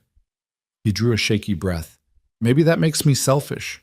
Maybe I'm keeping you here for my own sake as much as yours. But I don't care. I'm not letting them take this away from me. I'm not letting them win." The raw honesty in his voice broke something loose in Elena's chest. This wasn't about nobility or heroism. This was about survival and stubbornness, and 2 damaged people refusing to let a cruel world crush them. All right, she said. I'll stay. But we do this together. No more hiding upstairs while you face them alone. If they come back, I stand with you. Elena. Together, Colton. Or not at all. He studied her for a long moment, then nodded slowly. Together. They stood in the kitchen as afternoon light slanted through the windows, and Elena felt the nature of their arrangement shift. It wasn't just employment anymore. It wasn't just convenience. It was partnership, alliance, two people choosing to face the world side by side. It should have been terrifying. Instead, it felt like the first solid ground she'd stood on in months. The sound of a rider approaching made them both tense. Colton moved to the window, relaxing slightly when he saw who it was. Frank's wife, he said. Martha, from the neighboring ranch. Elena watched as an older woman dismounted from a sturdy mare and marched up to the door with the determination of someone on a mission. She knocked sharply, and Colton opened it. Martha, he said cautiously, what brings you out here? Common sense, which seems to be in short supply today. Martha Hayes pushed past him into the kitchen, her sharp eyes finding Elena immediately. You must be Elena Moore. I'm Martha Hayes, Frank's wife, and I'm here to tell you that not everyone in this valley is a superstitious fool. Elena blinked, caught off guard. Ma'am? I heard what happened. Frank rode over to tell me, worried sick about what those idiots from town might do next. Martha pulled off her gloves with sharp, angry movements. I wanted you to know that some of us remember what it means to be Christian. Real Christian, not the kind that preacher spouts on Sundays while judging everyone around him. Martha, Colton started. Don't you Martha me, Colton Ward. I'm old enough to say what I think, and what I think is that those men ought to be ashamed of themselves. She turned back to Elena. I lost my first husband to a fever 20 years ago. People whispered about me too, said I must have done something to anger God, said I was unlucky. It's easier to blame a widow than admit that life is random and cruel sometimes. I appreciate that, Elena said quietly. But I don't want to cause trouble. You're not causing trouble. They are. Martha's voice softened slightly. My dear, trouble will come whether you're here or not. The question is whether you have people standing with you when it does. And I'm here to tell you that you do. You don't even know me. I know enough. Frank says you work hard, you're good with that baby, and you've brought life back to this house. That's enough for me.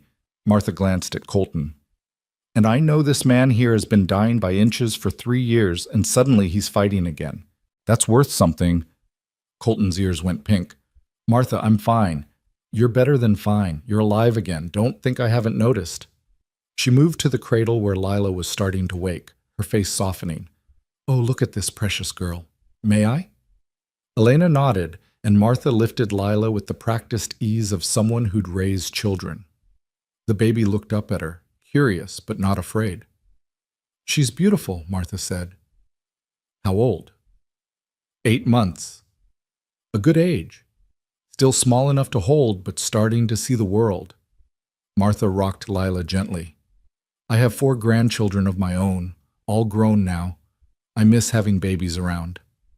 Elena felt tears prick her eyes at the simple kindness of this stranger. After months of rejection and cruelty, Martha's acceptance felt like water in the desert. Thank you, she whispered. You don't know what this means. I know exactly what it means. Martha returned Lila to her mother. And I'm not the only one who feels this way. There are good people in this valley, Elena. People who remember what matters. We may not be as loud as the fools, but we're here. Morrison threatened to call in my loan, Colton said. He's serious about making trouble. Let him try. My second husband, Frank's brother, God rest him, was a banker himself before he died. I know how these things work. Morrison can't call in a loan without cause, and you being kind to a widow isn't cause. Martha's eyes glinted. Besides, if he tries, I'll make sure everyone knows he's using his position to bully people. That won't sit well with his other customers.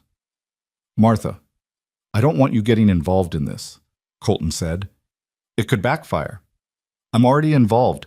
The moment those men decided to ride out here and threaten you, they made it everyone's business. She pulled her gloves back on. Now I'm going back to my ranch to start making some visits. There are women in this valley who've been whispering about you, Colton. pitying you and gossiping about your isolation. Well, now they're going to hear the truth that you've done a Christian thing by helping someone in need, and if they have a problem with that, they can answer to me. She headed for the door, then paused. Elena, I'll be back in a few days with some supplies, things a woman and baby need. Don't argue, she added when Elena started to protest. It's not charity.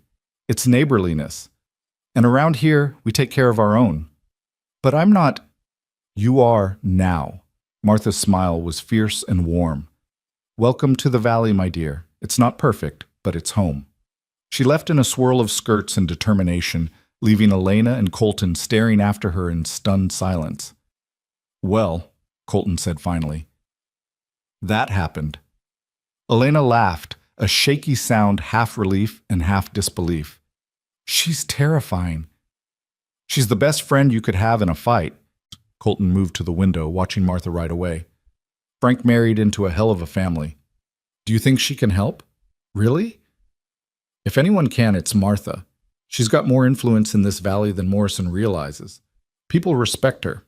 He turned back to Elena. But she's right about one thing. This isn't over. Morrison's too proud to back down now. He'll find other ways to make trouble. Then we'll deal with it together. Elena met his eyes. Like we said. Colton nodded, but Elena could see the fear still lingering in his expression. Not fear of Morrison or the town. Fear of something else, something deeper. What is it? She asked gently. I keep waiting for it all to fall apart, he admitted. For you to realize this is a mistake. For something terrible to happen that proves them right about curses and bad luck. I keep waiting for the other shoe to drop. Colton, when Sarah died, I felt like I'd been punched in the chest. Like someone had reached in and ripped out everything that mattered. And I swore I'd never let myself care about anything again because caring that much, losing that much. His voice cracked. I can't do it again, Elena. I can't survive it again. Elena understood what he wasn't saying. He was afraid. Afraid of caring about her and Lila. Afraid of building something only to watch it crumble. Afraid that opening his heart again would lead to nothing but more pain. She crossed the kitchen and took his hands in hers. They were rough, calloused, strong, hands that had built and worked and survived. I can't promise you that nothing bad will happen, she said softly. I can't promise we'll be safe forever, or that this will work out perfectly. Bad things happen to good people all the time. We both know that better than most. Then what? But I can promise you this. I won't leave unless you ask me to. I won't abandon you. I won't make you face the world alone. She squeezed his hands. You saved my life, Colton. You gave me and Lila a chance when no one else would. Let me return the favor. Let me stand with you. Let me help you remember what it feels like to be part of something instead of always being alone. Colton stared at their joined hands, and Elena saw the war playing across his face. Fear and hope, despair and possibility, the terrible weight of past loss battling against the fragile promise of a different future. I don't know if I remember how, he whispered. Then we'll learn together, both of us, one day at a time. He looked up at her then, and Elena saw tears in his eyes. This strong, stubborn man who'd faced down 5 riders without flinching was crying in his kitchen over the simple offer of companionship. I'm scared, he admitted. Me too. What if they're right? What if I am cursed? Then we're both cursed, and we'll be cursed together. Elena managed a small smile. Misery loves company, right? That startled a laugh out of him, rough and surprised. You're crazy. Probably, but so are you, for taking in a stranger from a snowstorm. Her smile widened. Looks like we're both crazy. That makes us perfect for each other. Perfect, Colton repeated, like he was testing the word. I wouldn't go that far. Then how about good enough? Can we be good enough for each other? He was quiet for a long moment, his gray eyes searching her face. Then, slowly he nodded. Yeah, we can be good enough. It wasn't a declaration of love, it wasn't a promise of forever, but it was real and honest and true.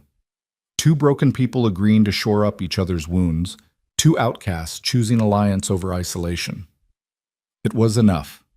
Colton pulled his hands free gently and wiped his eyes, embarrassed. Sorry, I don't usually... Don't apologize for being human. I keep forgetting how to be human. You keep reminding me. Good. Someone has to. Elena moved back to the stove, suddenly needing to do something with her hands.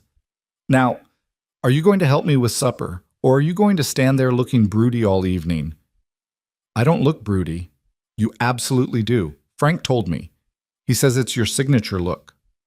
Frank talks too damn much. Elena laughed, and the sound filled the kitchen with warmth. Colton shook his head, but he was smiling as he rolled up his sleeves and moved to help her. They cooked together as the winter sun set beyond the windows, painting the sky in shades of orange and gold. Lila babbled in her cradle. The fire crackled.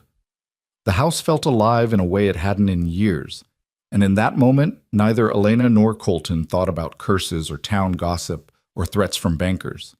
They thought only about the warmth of the kitchen, the smell of food cooking, and the simple companionship of working side by side. Tomorrow would bring its own troubles. But tonight, they were home.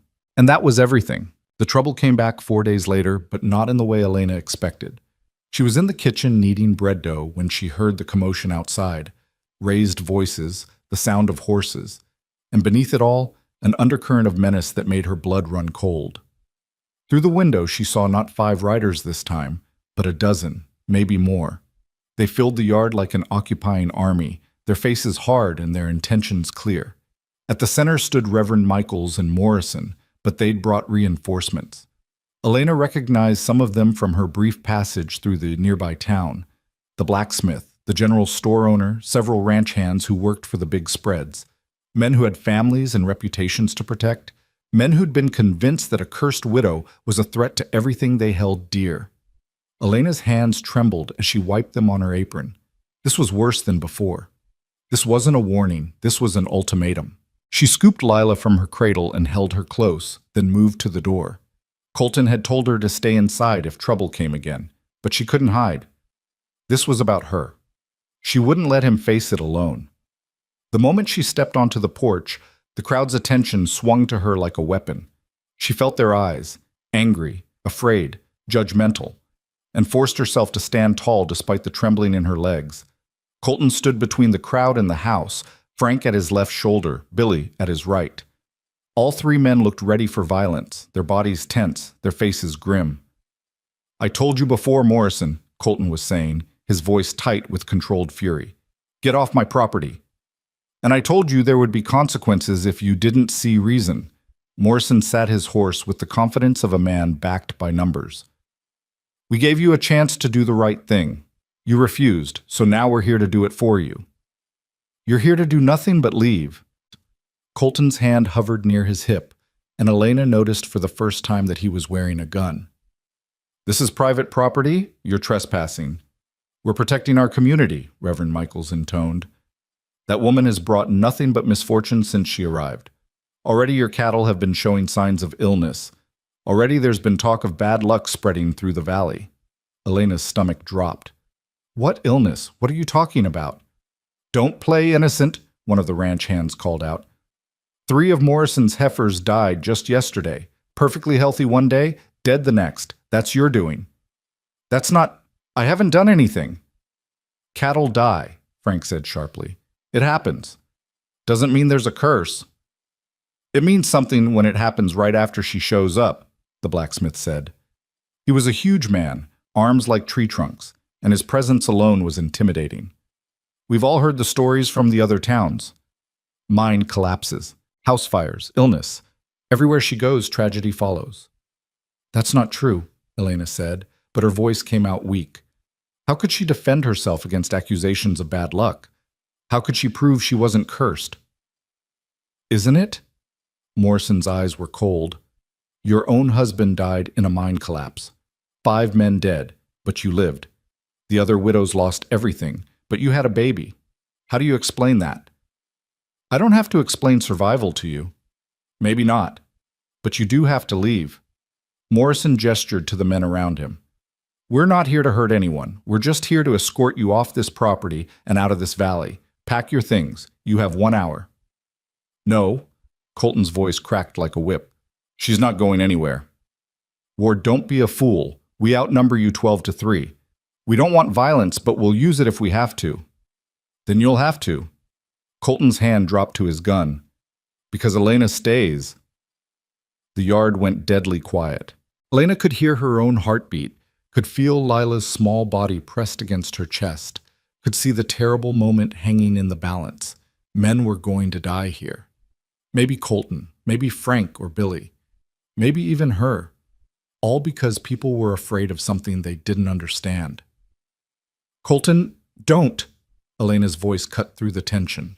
She walked down the porch steps, past Colton, until she stood facing the crowd directly. Don't fight them. I'll go. Elena. Colton reached for her arm, but she pulled away gently. It's not worth dying for. She looked at Morrison, at the Reverend, at all the hard faces staring at her with fear and hatred. You want me gone? Fine. I'll leave. But you need to know that you're not protecting anyone. You're just being cruel. Cruelty is sometimes necessary, Reverend Michaels said, for the greater good. There's nothing good about this. Elena's voice shook with anger and grief. You're terrorizing a woman and a baby because you're afraid. Because it's easier to blame someone than to accept that bad things happen randomly. I haven't cursed anyone. I haven't done anything except try to survive. But if hating me makes you feel safer, then fine. Hate me. Just let me go in peace. She turned to go back to the house, to pack the few possessions she owned, to gather Lila's things and walk away from the only safe place she'd known in months. Her vision blurred with tears, but she wouldn't let them fall. She wouldn't give these people the satisfaction. Colton caught her arm, spinning her back around. His face was white with fury, and something else, something that looked like panic. No, he said. No, you're not doing this. You're not leaving. I have to. You don't have to do anything except stay right here. He looked past her to the crowd and his voice rose. You want her gone? You'll have to go through me, and I promise you, Morrison, if you try, some of you won't make it home to your families tonight. Don't be stupid, Ward, the blacksmith said. We don't want to hurt you. Then leave, right now. Get off my property and don't come back. We can't do that. Then we have a problem. The tension ratcheted higher. Hands moved toward weapons. Horses shifted nervously. Elena could feel violence building like a storm about to break. And then, miraculously, a new voice cut through the chaos. What in God's name is going on here? Everyone turned to see Martha Hayes riding into the yard, and she wasn't alone. Behind her came 6 more riders, older women and men, respectable looking, their faces set with determination. Elena recognized one of them as the doctor who'd passed through town weeks ago, and another as the widow who ran the boarding house in the nearest settlement. Martha dismounted and marched straight into the center of the confrontation, her small frame radiating outrage. I asked a question. Someone better answer me. Mrs. Hayes, this doesn't concern you, Morrison said, but his voice had lost some of its authority. Like hell it doesn't.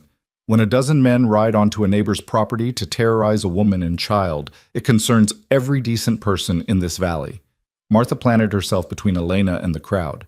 Now, I'm going to give you all one chance to turn around and ride home before I lose my temper. Martha, you don't understand, Reverend Michaels began. This woman is dangerous. The only dangerous thing I see here is mob mentality and rank stupidity. Martha's eyes blazed. You should be ashamed of yourselves, every single one of you. My cattle died, Morrison protested. 3 healthy heifers dead overnight. That's not natural. Did you have the veterinarian look at them? The doctor asked, riding forward. Because I did, Morrison. You asked me to. Remember? Morrison's face reddened. What does that have to do with... I examined those animals this morning. They died of poisoning. Specifically, they got into a patch of water hemlock growing by your North Creek.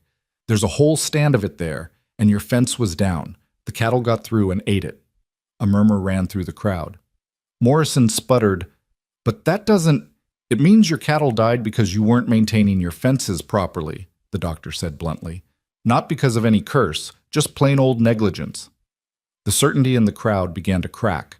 Men looked at each other, doubt creeping into their expressions. What about the other towns? Someone called out. What about the mine collapse and the fires? Elena found her voice.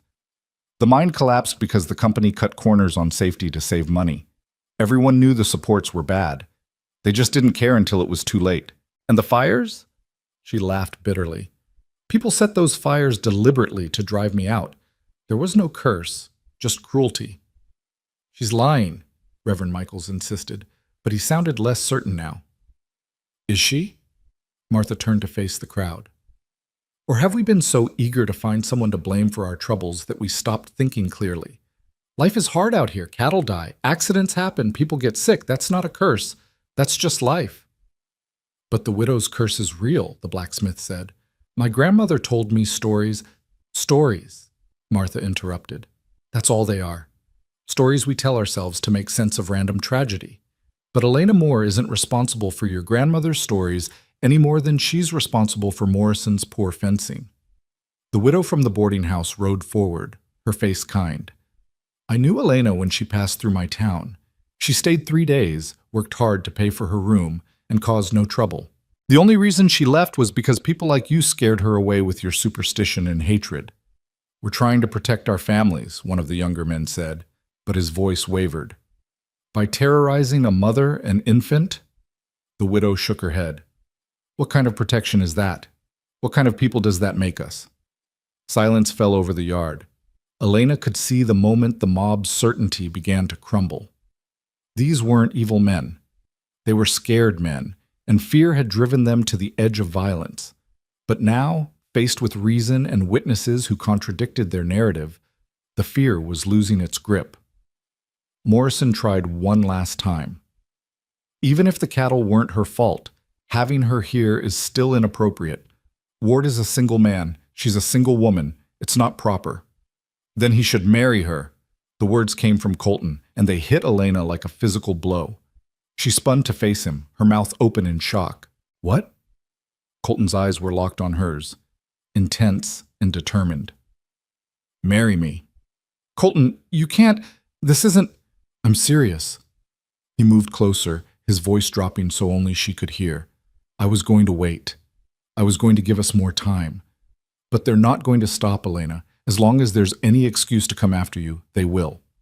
But if you're my wife, if this is legally your home, they can't touch you. You don't want to marry me. You barely know me. I know enough. His hand found hers, warm and solid.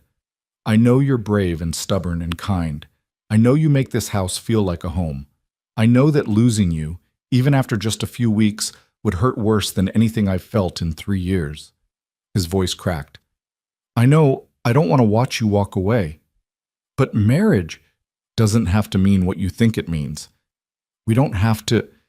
He colored slightly. We can keep separate rooms. This can be a partnership, a legal arrangement, whatever you need it to be. But please, Elena, say yes. Let me protect you the only way I know how. Elena's mind reeled. This was insane. They'd known each other less than a month. Marriage was permanent, binding, complicated. She'd loved Thomas, truly loved him, and his death had nearly destroyed her. Could she risk that kind of connection again? Could she bind herself to this broken man and his broken life? But looking at Colton's face, at the hope and fear and desperate determination there, Elena realized something. She was already bound to him, already connected, already caring more than was safe or sensible. Maybe that was enough. Maybe that was everything. Are you sure? She whispered. I've never been more sure of anything. We barely know each other. Then we'll learn. We've got time. What if this is a mistake? Then we'll make it together. He squeezed her hand. Say yes, Elena. Please. She looked at Lila in her arms, at this tiny person who depended on her for everything. Then at Colton, who was offering something she'd thought was impossible. Safety, protection, a place to belong. It wasn't love. Not yet. Maybe not ever. But it was real and honest and true. Yes, she said softly. I'll marry you. The relief that flooded Colton's face was almost painful to see. He pulled her close, careful not to crush Lila between them, and pressed his forehead against hers. Thank you, he breathed. Thank you. Martha's voice rang out, breaking the moment. Well, you all heard him. They're getting married. Does that satisfy your sense of propriety, Morrison? The banker looked like he'd swallowed something sour. This is highly irregular, but legal, the doctor pointed out. And proper. She'll be Mrs. Ward, living on her husband's property, unless you have some other objection. Morrison opened his mouth, closed it, then tried again. When is this marriage supposed to take place? Now, Colton said, turning to face the crowd while keeping Elena tucked against his side. Right now. Reverend, you're already here. You might as well perform the ceremony. Reverend Michaels looked apoplectic. I will not. This is a farce. You can't possibly. I can, actually. The doctor pulled a small book from his saddlebag. I'm licensed to perform marriages in this territory, have been for 10 years. If the Reverend won't do his job, I'll be happy to step in. This is madness, someone muttered, but the fight had gone out of the crowd. They were spectators now, not a mob. Colton looked down at Elena. Are you ready? No, but I don't think I ever will be, so we might as well do it now. He laughed, and it was a real laugh, full of relief and disbelief, and something that might have been joy. All right then, let's get married. The next 15 minutes passed in a blur. Martha produced a ring, her own wedding band, and pressed it into Colton's hand with a fierce hug. Frank and Billy stood as witnesses, both looking stunned but supportive. The boarding house widow held Lila, cooing at her while Elena's hands were occupied. The doctor opened his book and began to read. The words washed over Elena: love, honor, cherish, sickness, health, death. All the traditional promises people made when they still believed in forever. She wanted to laugh at the absurdity of it. She wanted to cry at the strange mercy of finding safety in the most unlikely place. When the doctor asked if she would take Colton as her husband, Elena looked into his gray eyes and saw her own fear and hope reflected back. Two broken people making impossible promises. Two outcasts choosing each other against all reason. I will, she said. When Colton said the same, his voice was steady and sure. He slid Martha's ring onto Elena's finger. It was slightly too large, but it would do. And then, because the ceremony demanded it, he kissed her. It was brief, chaste, awkward. Their first kiss, witnessed by a crowd of people who'd come to drive her away and were now watching her marry instead. Elena felt heat flood her face, but Colton's hand was solid and warm in hers, anchoring her. I now pronounce you husband and wife, the doctor said, closing his book with a satisfied snap. What God has joined, let no man put asunder. Martha started clapping, and slowly, reluctantly, others joined in. Not everyone, Morrison and his closest allies, sat their horses in stony silence, but enough that the applause felt genuine. The boarding house widow returned Lila to Elena with tears in her eyes. Congratulations, Mrs. Ward, she whispered. Mrs. Ward. Elena had been Mrs. Moore for 3 years, and that name had died with Thomas. She'd never expected to be anyone's wife again. And now, in the space of 15 minutes, she'd become Elena Ward, married to a man she barely knew, bound to a life she couldn't predict. It should have been terrifying. Instead, it felt like hope. Morrison finally found his voice. This doesn't change anything, Ward. She's still my wife, Colton interrupted. Legally, properly, in front of witnesses. Which means she has every right to be here. And if you or anyone else tries to harm her or drive her away, you'll be committing a crime against a married woman on her own property. His voice hardened. I don't think even you want to explain that to the territorial marshal. Morrison's jaw worked, but he had no answer. He'd been outmaneuvered, and he knew it. This isn't over, he said finally. Mark my words, Ward. This won't end well. It already ended well. Colton pulled Elena closer. I got exactly what I wanted. If you can't be happy for us, at least have the decency to leave us alone. Morrison yanked his horse's head around and spurred toward the road. Most of the men followed, though a few lingered to offer awkward congratulations before departing. Within minutes, the yard was clear except for Martha, the doctor, the widow, and the few others who'd come to help. Martha embraced Elena tightly. Welcome to the family, dear. Not the way I expected this to happen, but I'll take it. Thank you, Elena whispered, for everything. If you hadn't come. Hush. Of course I came. That's what neighbors do. Martha pulled back, her eyes fierce. Now, You need a proper wedding supper. I'll go home and cook something special. Bring it back tonight. We'll celebrate properly. You don't have to. I want to. Let an old woman fuss, will you? The others made their farewells, promising to spread the word that Elena was now Mrs. Ward and under Colton's protection. The doctor advised them to file the marriage certificate with the territorial office as soon as possible, just to make everything official and legal. And then, finally, they were alone. Frank and Billy had tactfully disappeared to the barn. Elena and Colton stood in the yard, married but still strangers in so many ways, uncertain what came next. So, Colton said finally. That happened. Elena laughed, a slightly hysterical sound. That happened. Are you all right? I don't know. Are you? I don't know either. He ran a hand through his hair. I'm sorry. I should have asked you properly, not just blurted it out in front of everyone. You deserve better than that. You gave me what I needed when I needed it. That's better than a pretty proposal. Elena looked down at the ring on her finger. Colton, we should talk about what this means, about expectations, and later, he took her hand gently. Right now you're shaking, and Lila needs to eat, and I think we both need to sit down before we fall down. We'll figure out the rest as we go. He was right. Elena's legs felt like water, and her mind was spinning. Too much had happened too fast. She needed time to process, to understand what she'd just done. Colton led her back to the house, his hand warm and steady on her back. Inside, everything looked the same, the kitchen, the parlor, the stairs leading up to the bedrooms. But everything had changed. This was her home now. Really, truly hers. Not a temporary shelter or a place she was just passing through, but a home. She was Elena Ward. She had a husband. She had a house. She had protection and safety and a future. The weight of it, the reality, crashed over her like a wave, and suddenly Elena was crying. Not sad tears or scared tears, but overwhelmed tears, months of held-back emotion finally breaking free. Hey, Colton said, alarmed. Hey, Elena, it's okay.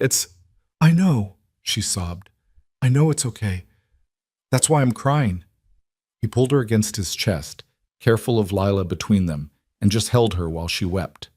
His hand stroked her hair gently, and he murmured wordless comfort, and Elena felt something inside her that had been clenched tight for so long finally begin to relax. She was safe. She was home. She was married to a good man who'd chosen her even when the world told him not to. It wasn't the life she'd imagined. It wasn't the fairy tale she'd dreamed of as a girl, but it was real and solid and hers. And for the first time in longer than she could remember, that was enough. When the tears finally subsided, Elena pulled back, embarrassed. I'm sorry. I didn't mean to fall apart on you. You're allowed to fall apart. You just survived a mob and got married in the same afternoon. That's a lot. You survived it too. Yeah, but I'm used to people hating me. You're not. He wiped a tear from her cheek with his thumb. You did good today, Elena, standing up to them like that. I was proud of you. The simple words made her throat tight again. I was terrified. Brave isn't the absence of fear. It's being scared and doing it anyway. He smiled slightly. You're the bravest person I know. I'm not. You are. His expression grew serious. Elena, I meant what I said. This marriage can be whatever you need it to be. We don't have to. I'm not expecting. He colored. Your room is yours. I won't intrude. This is a partnership first. Anything else? If there's ever anything else, that's your choice. Always. Elena understood what he was offering. Safety without obligation. Protection without demands. He was giving her control over her own life in a way few husbands ever did. Thank you, she said softly. That means more than you know. I know what it's like to have people take your choices away. I won't do that to you. They stood in the kitchen, this newly married couple, looking at each other with careful hope. They'd saved each other today. Elena from exile, Colton from isolation. They'd chosen partnership over loneliness, courage over fear. It wasn't love, but it was something real and true and worth fighting for. So, Elena said, trying for lightness, what do married people do for the rest of the day? Colton laughed. I have absolutely no idea. I was married before, but I don't remember the wedding day being this dramatic. Maybe we could just be normal, whatever that means. Normal sounds good. He moved toward the stove. How about I make tea, you feed Lila, and we pretend this is just another Wednesday afternoon? Except we're married now. Except that, he agreed, but otherwise completely normal. Elena settled into a chair, adjusted Lila for feeding, and watched as her husband, moved around the kitchen with easy competence. The afternoon sun slanted through the windows, painting everything gold. Somewhere outside, Frank and Billy were working. Soon Martha would return with her celebratory meal. Life was continuing, moving forward, refusing to be stopped by fear or superstition. And Elena Ward, formerly Elena Moore, formerly a cursed widow with nowhere to go, sat in her own kitchen and let herself believe that maybe, just maybe, everything was going to be all right. Not perfect, not easy, but all right. And for two people who'd survived what they had, all right was a miracle worth celebrating. The weeks following the wedding passed in a rhythm that was both strange and comforting. Elena woke each morning in her room upstairs, dressed in clothes that had belonged to another woman, and came down to find Colton already making coffee. They'd share breakfast in companionable silence, and then he'd head out to work the ranch while she tended the house and cared for Lila. It was domestic and ordinary, and nothing like either of them had expected. But beneath the surface of normalcy, tension simmered. They were married, but not really married. They shared a house, but not a life. They were polite and careful with each other, like two people walking on ice that might crack at any moment.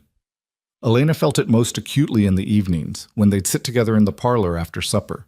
Colton would read or work on accounts while Elena mended clothes or played with Lila. Sometimes their eyes would meet across the room, and Elena would see questions there. Questions about what they were to each other, about whether this arrangement could ever become something more. But neither of them asked the questions aloud. It felt safer not to. Martha came to visit often, bringing food and gossip and practical advice. The boarding house widow stopped by twice with baby clothes that her grandchildren had outgrown. Even the doctor made a social call, checking on Lila and pronouncing her thriving. Word had spread through the valley that Elena Ward was under protection now, legally wed and therefore untouchable. Most people accepted it. Some even warmed to her, curious about the woman who'd captured Colton Ward's attention after years of self-imposed isolation. But Morrison and his allies remained hostile. They didn't come to the ranch again, but Elena heard stories, whispered accusations in town, veiled threats, rumors designed to undermine and isolate. The cattle deaths had been explained away by poisonous plants, but new incidents were attributed to Elena's presence.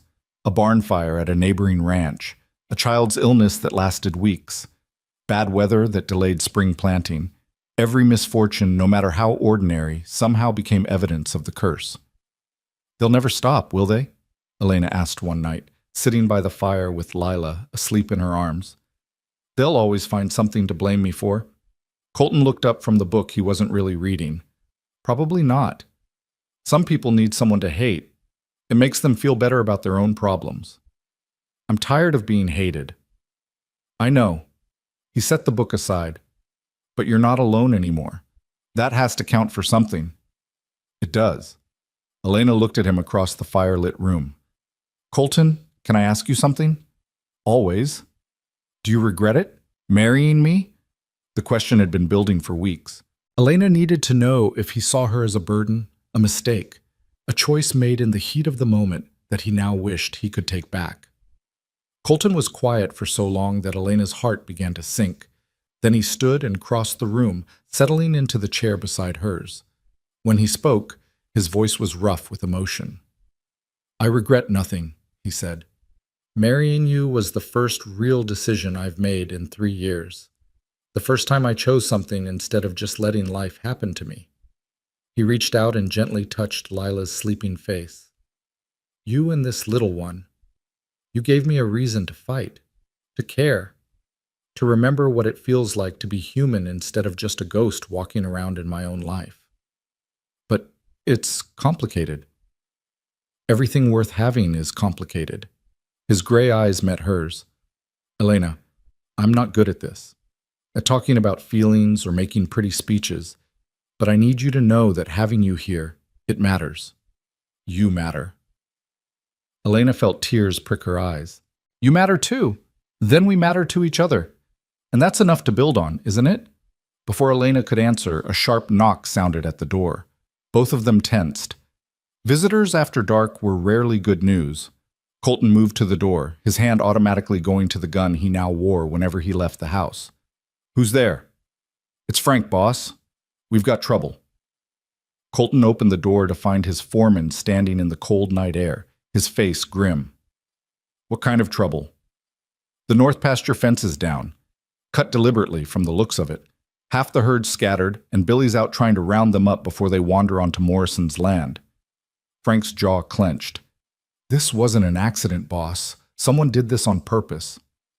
Elena's stomach dropped. This was it. The retaliation they'd been expecting. Morrison couldn't drive her away directly, so he'd attack the ranch instead. How bad? Colton asked, already reaching for his coat. Bad enough. We'll lose animals if we don't get them back before dawn, and if they cross onto Morrison's property. He'll claim they're trespassing and keep them. Colton turned to Elena. I have to go. Lock the doors behind me. Don't open them for anyone except me, Frank, or Billy. Colton, wait. Elena stood, still holding Lila. What if it's a trap? What if someone's waiting out there? Then I'll deal with it. He cupped her face briefly, his hand warm against her skin. I'll be careful. I promise. He was gone before she could protest further, disappearing into the night with Frank.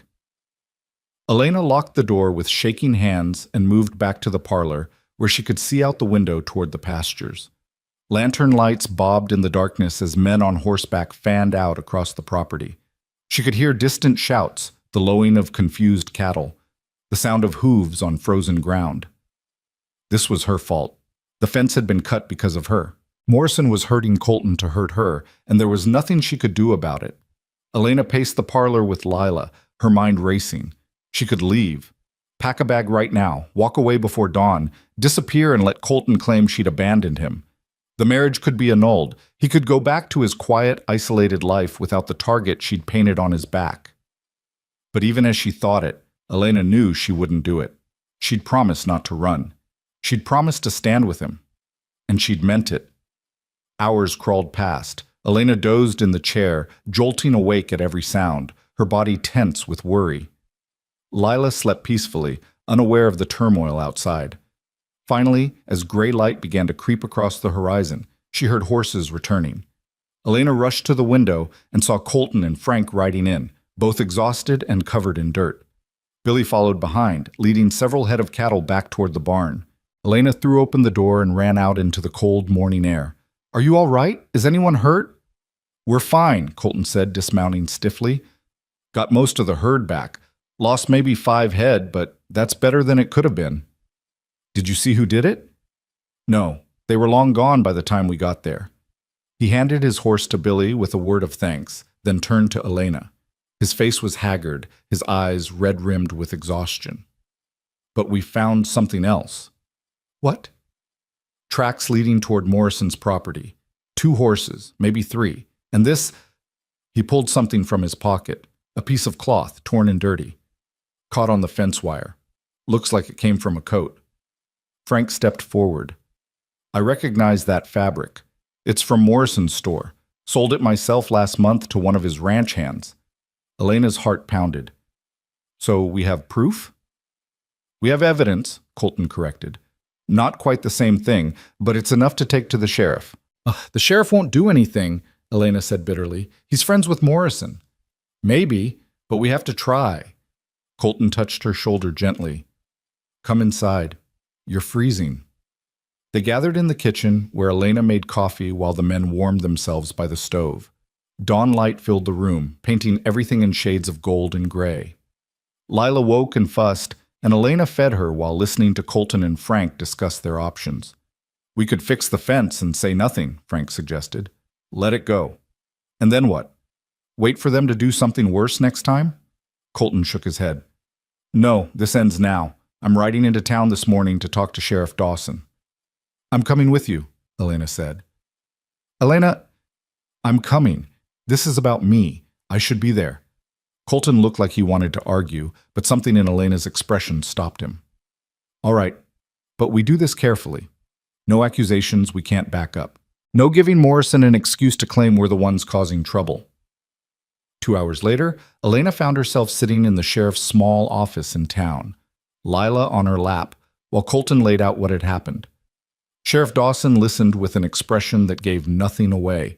A man practiced at staying neutral in a valley full of feuds and grudges. That's a serious accusation, he said when Colton finished. You're saying Morrison's men deliberately cut your fence? I'm saying someone did, and we found evidence pointing toward his property. Evidence isn't proof. It's enough for you to ask questions. Dawson sighed and leaned back in his chair. Ward, I'm going to level with you. Morrison's a powerful man in this town. He's got friends, influence, money. You think I can just march over there and accuse him of sabotage based on a torn piece of cloth? I think you can do your job, Colton said flatly. My job is keeping the peace. And right now, the best way to do that is to let this go. So that's it? Someone attacks my property and you do nothing? I'm saying pick your battles. Dawson's eyes flicked to Elena. Look, I understand why you married her. I even respect it. But you had to know there'd be consequences.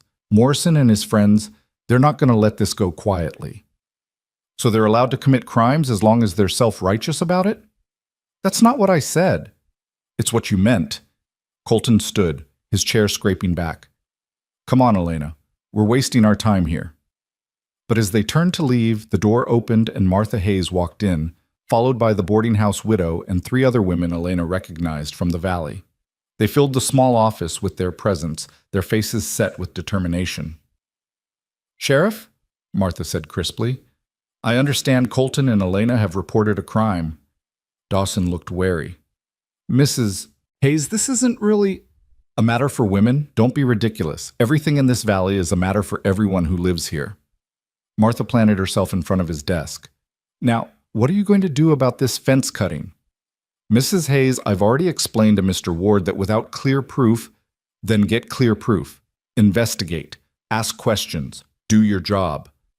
Martha's voice could have cut glass. Or do we need to ride out to the territorial marshal and explain that you're refusing to enforce the law when it's inconvenient? The other women murmured agreement. Dawson's face reddened. That's not fair. Fair is a woman and child being terrorized because people are afraid of things they don't understand. Fair is Colton Ward trying to do the decent thing and being punished for it. Martha leaned forward. Now, I'm going to tell you something, Sheriff. If you don't investigate this crime properly, every woman in this valley is going to hear about it. And we'll make sure everyone knows that the law only protects those with money and influence. Is that the reputation you want? Dawson looked at the assembled women, then at Colton and Elena, then down at his desk. Elena could see the calculation happening behind his eyes. Political capital versus doing what was right. Finally, he sighed. All right. I'll ride out to Morrison's place this afternoon, ask some questions, but I'm not making any promises. That's all we ask, Martha said sweetly. Just do your job, Sheriff. The rest will take care of itself. They left the office in a group, and once outside, Elena turned to Martha with tears in her eyes. Thank you. I don't know what to say. Don't say anything. Just know that you're not alone. Martha squeezed her hand. We women have to stick together out here. God knows the men won't always do right by us. I heard that, Colton said mildly, but he was smiling. The boarding house widow stepped forward. Elena, dear, I wanted you to know that several of us have been talking. We're organizing a quilting circle, meeting once a week. We'd love to have you join us. Really? Elena was stunned. You want me to be part of your circle? Of course. You're one of us now, a rancher's wife, a member of this community. Why wouldn't we want you? Because of what people say about me. The curse is nonsense, one of the other women said firmly. My sister died in childbirth 5 years ago. Does that mean I'm cursed? Of course not. It means life is hard and sometimes people die. That's not your fault any more than it's mine. Elena felt something break open inside her chest. A tight, painful knot she'd been carrying for so long she'd forgotten it was there. These women were offering her something she'd thought was lost forever. Acceptance. Community. friendship. "I'd love to join," she managed. "Thank you." They made plans for the first meeting, chattering about patterns and fabric while Colton stood slightly apart, his expression bemused. When the women finally dispersed, he and Elena walked back to where they'd left the wagon. "That was unexpected," he said. "Martha's terrifying when she wants to be." "She is, but she's also the best ally you could have." Colton helped Elena and Lila into the wagon, then climbed up beside them. "Things might actually get better, Elena. For the first time, I believe that." The ride home was quiet, both of them lost in thought. The morning's events had shifted something fundamental. They weren't just two isolated people anymore. They had support. They had friends willing to fight for them. It made the impossible seem suddenly possible. That afternoon, Sheriff Dawson did indeed ride out to Morrison's ranch. Elena and Colton heard about it later from Frank, who'd heard it from a hand who worked for Morrison's neighbor. The sheriff had questioned Morrison's men, examined coats and boots, and found that one of the ranch hands, a young hothead named Jake Saunders, had torn his coat on something recently and couldn't explain where he'd been the night the fence was cut. It wasn't a confession, but it was damning enough that Dawson had taken Saunders into custody for further questioning. Morrison had blustered and threatened, but with the sheriff actually doing his job for once, there wasn't much he could do. "Saunders will talk," Frank predicted that evening over supper. "He's young and scared. Give Dawson a day or two, and he'll get the whole story." "And then what?" Elena asked. "Even if Saunders confesses, Morrison will just claim he acted alone. He'll never admit to ordering it." "Maybe not," Colton said, "but it'll make him think twice about trying again, and that's something." He was right. In the days that followed, Jake Saunders did confess, admitted that Morrison had paid him $50 to cut the fence and scatter Colton's cattle. The banker swore he'd done no such thing, that Saunders was lying to save himself, but the damage was done. Word spread through the valley like wildfire. Morrison, the pillar of the community, had paid someone to commit sabotage. The same man who'd ridden out to Colton's ranch, spouting righteousness and morality, had been willing to break the law to punish someone he didn't like. Public opinion shifted. Not everyone. Some still believed Morrison was innocent, or at least justified, but enough people that the banker's reputation took a serious hit. His wife stopped attending church socials. His daughters faced awkward questions. His business at the bank slowed as people took their money elsewhere. Morrison had tried to destroy Elena and ended up damaging himself instead. "Karma," Martha said with satisfaction when she came to visit. "I knew it would catch up with him eventually." But Elena took no pleasure in Morrison's downfall. She'd seen too much suffering to enjoy anyone else's pain, even someone who'd caused her so much trouble. "I just want it to be over," she told Colton one evening as they sat on the porch watching the sunset. "I want to stop waiting for the next attack. I want to just live." "Then live," Colton said simply. "We've done what we can. The rest is up to them. Either they'll accept us or they won't. But we're not going to stop living our lives because of what they might do." He was right, and Elena knew it. They couldn't spend forever braced for disaster. At some point, they had to choose to believe in the possibility of peace. Spring came slowly to Wyoming that year, creeping across the valley in increments, patches of bare ground appearing through snow, the first brave shoots of grass pushing up through frozen earth, ice breaking on the creek in musical crashes that sounded like freedom. Elena worked in the garden Colton helped her plant, her hands in the earth, Lila playing nearby on a blanket. The physical labor was satisfying in a way that housework never quite was. She was creating something, coaxing life from cold ground, building toward a future harvest. Colton would come find her there sometimes, drawn by the sound of Lila's laughter, or maybe just by the need to be near. He'd crouch beside the garden and ask questions about what she was planting, and Elena would explain about beans and squash and the tomatoes that probably wouldn't survive Wyoming's short summer but were worth trying anyway. "My mother had a garden," he said one afternoon, his voice distant with memory. "She could grow anything. She used to say that putting your hands in the soil kept you connected to what mattered. She sounds wise." She was. Colton plucked a weed absently. "She would have liked you. She would have been glad I wasn't alone anymore." It was the most personal thing he'd said about his family, and Elena felt the gift of it. "Tell me about her." So he did, sitting in the dirt beside her garden while Lila gurgled and grabbed at grass. And for the first time since Elena had known him, Colton talked about his past without pain shadowing every word. He talked about his mother's laugh and his father's quiet strength. He talked about growing up on this land, learning to ride and rope and read the weather. He talked about Sarah, too, not as a ghost, but as a real person he'd loved and lost. And Elena listened, giving him the space to remember without judgment or awkwardness. When he finished, she told him about her own childhood, about Thomas, about the girl she'd been before life taught her that happiness was fragile. They sat in the spring sunshine, two people finally learning to trust each other with the truth. That night, something shifted between them. Elena felt it as clearly as she'd felt the warming of the weather. Colton looked at her differently across the dinner table, not with careful politeness, but with something deeper. Interest. Affection. Maybe even the beginning of love. After supper, when Lila was asleep and the house was quiet, Colton cleared his throat awkwardly. "Elena, can we talk?" "Of course." She set down her mending, her heart suddenly pounding. "What is it?" "I've been thinking about us. About this marriage." He moved to sit beside her, close enough that she could feel the warmth of his body. "When I asked you to marry me, I said it could be just a partnership, just an arrangement for protection. And I meant that. But I'm starting to want more." The confession came out rough, almost angry, like he was frustrated with himself for feeling it. "I'm starting to care about you in ways that have nothing to do with protection or convenience. And I need to know, is that something you might want too? Or am I alone in this?" Elena's breath caught.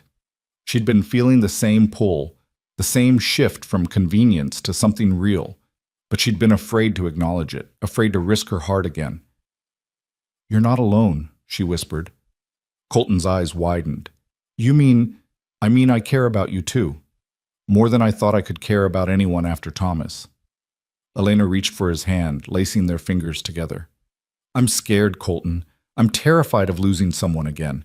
But I'm more scared of never trying, of living the rest of my life at arm's length from the one person who makes me feel safe." "I'm scared too," he admitted. "I swore after Sarah died that I'd never let myself be vulnerable like that again. But then you showed up, half frozen and stubborn, and somehow you got past every defense I had. So what do? We try." He brought her hand to his lips, kissing her knuckles gently. "We take this slow. We give ourselves permission to be scared. But we try." Elena nodded, tears streaming down her face. But they were good tears, hopeful tears. "We try." Colton pulled her close, and this time when he kissed her, it wasn't awkward or perfunctory. It was real and searching and full of promise. Elena melted into him, her hands coming up to frame his face, and for the first time since Thomas died, she let herself feel something other than grief. She felt hope. She felt desire. She felt the possibility of love. When they finally pulled apart, both breathing hard, Colton rested his forehead against hers. "I want to do this right," he said. "I want to court you properly, even though we're already married. I want to learn everything about you. I want to build something real." "Then that's what we'll do." Elena smiled through her tears. "We'll build something real, together." The weeks that followed were a revelation. Colton courted his own wife with a sweetness that made Elena's heart ache. He brought her wildflowers from the meadow. He carved toys for Lila. He taught Elena to ride properly, his hands gentle as he guided her through the basics. They took long walks in the evenings, talking about everything and nothing, learning each other's rhythms and quirks. And slowly, carefully, the separate bedrooms became less separate. Colton would linger in the doorway of Elena's room, talking until late in the night.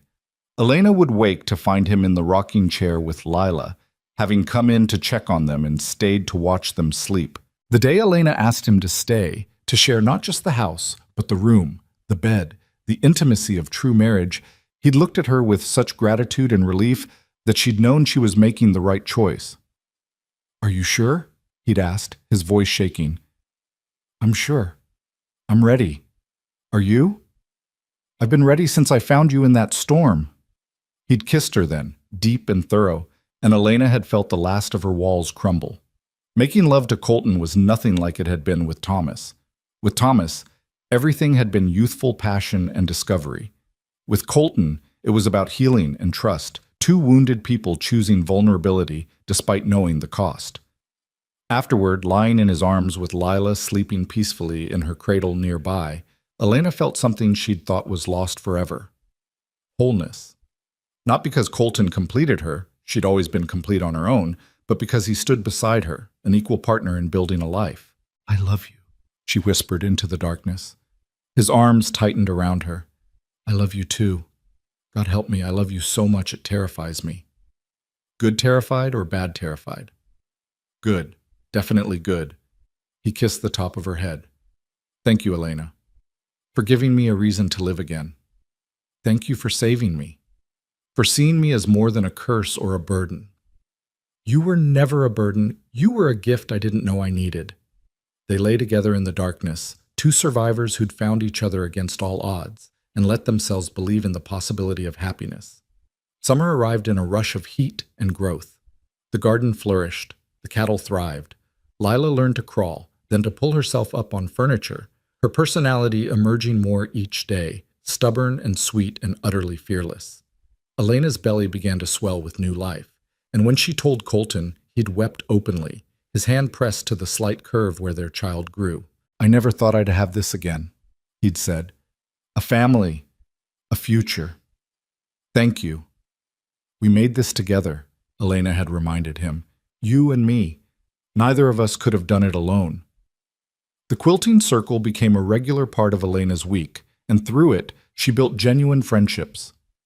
The women of the valley saw her not as a curse, but as one of their own, a mother, a wife, a neighbor who would help birth babies and nurse the sick and show up when needed.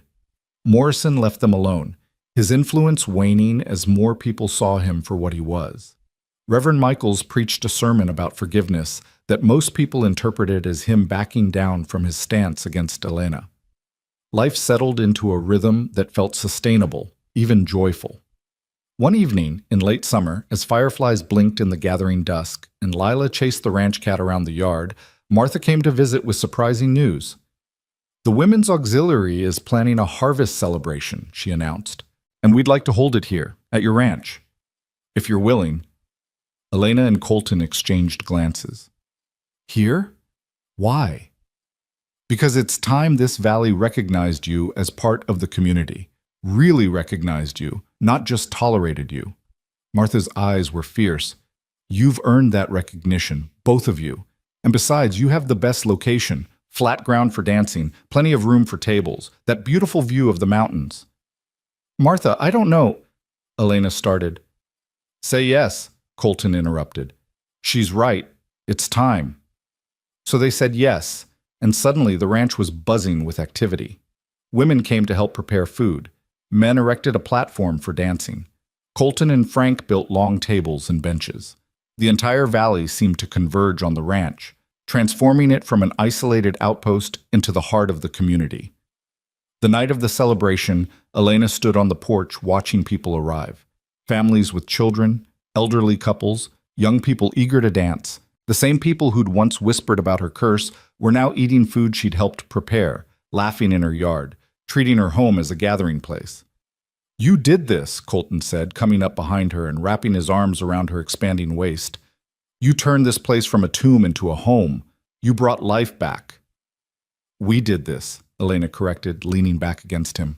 "Together." The celebration lasted until well past midnight. There was music and dancing and so much laughter it felt like the land itself was healing. Even Morrison showed up, stiff and formal, but he stayed on the edge of the crowd and didn't cause trouble. As Elena danced with her husband under a sky full of stars, Lila asleep in Martha's arms nearby, she felt the last piece of her broken heart click back into place. This was what she'd been running toward all along, even when she thought she was just running away. This community, this family, this man who'd chosen her when the world told him not to. "What are you thinking?" Colton asked, spinning her gently. "That I'm home," Elena said. "Finally, truly home." "Yeah," he agreed, pulling her close. "We both are." Winter came again, completing the cycle, but this time Elena faced it without fear. She was no longer alone, no longer desperate, no longer running. She had a husband who loved her, a daughter who was thriving, and a new baby growing inside her who would be born in the spring. The day her son arrived, healthy and squalling, with Colton's gray eyes and her dark hair, Elena held him and wept with joy. Not because the pain was over, but because she'd survived it, because she'd walked through fire and come out stronger. They named him Thomas, after her first husband, and James, after Colton's father, a bridge between past and future, grief and hope. Colton held his son with shaking hands, tears streaming down his face. I didn't believe I could have this again. You can, Elena said softly. We can. We're allowed to be happy, Colton.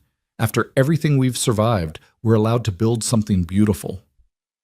He kissed her then, long and deep, and when he pulled back, his smile was the most beautiful thing Elena had ever seen. I love you, he said. I love all of you, my family, my home, my life. I love you too, Elena whispered. Thank you for not riding past me that day. Thank you for stopping. Thank you for living, for fighting, for choosing me. They sat together in the warm spring sunlight streaming through the bedroom window, their children around them, Lila sleeping in the corner, little Thomas in his mother's arms, and let themselves believe in the miracle of second chances. Outside, the ranch was waking up. Frank was calling orders to Billy in the barn. The cattle were lowing in the distance. Birds sang in the trees that were just beginning to bud.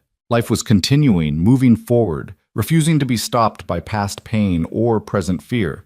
And Elena Ward, formerly Elena Moore, formerly a cursed widow with nowhere to go, looked at her husband and her children and her home and knew, with absolute certainty, that she'd found what she'd been searching for. Not perfection, not a life without pain or difficulty, but something better. A life worth living. A family built from broken pieces. A home constructed from ashes and hope and stubborn, defiant love.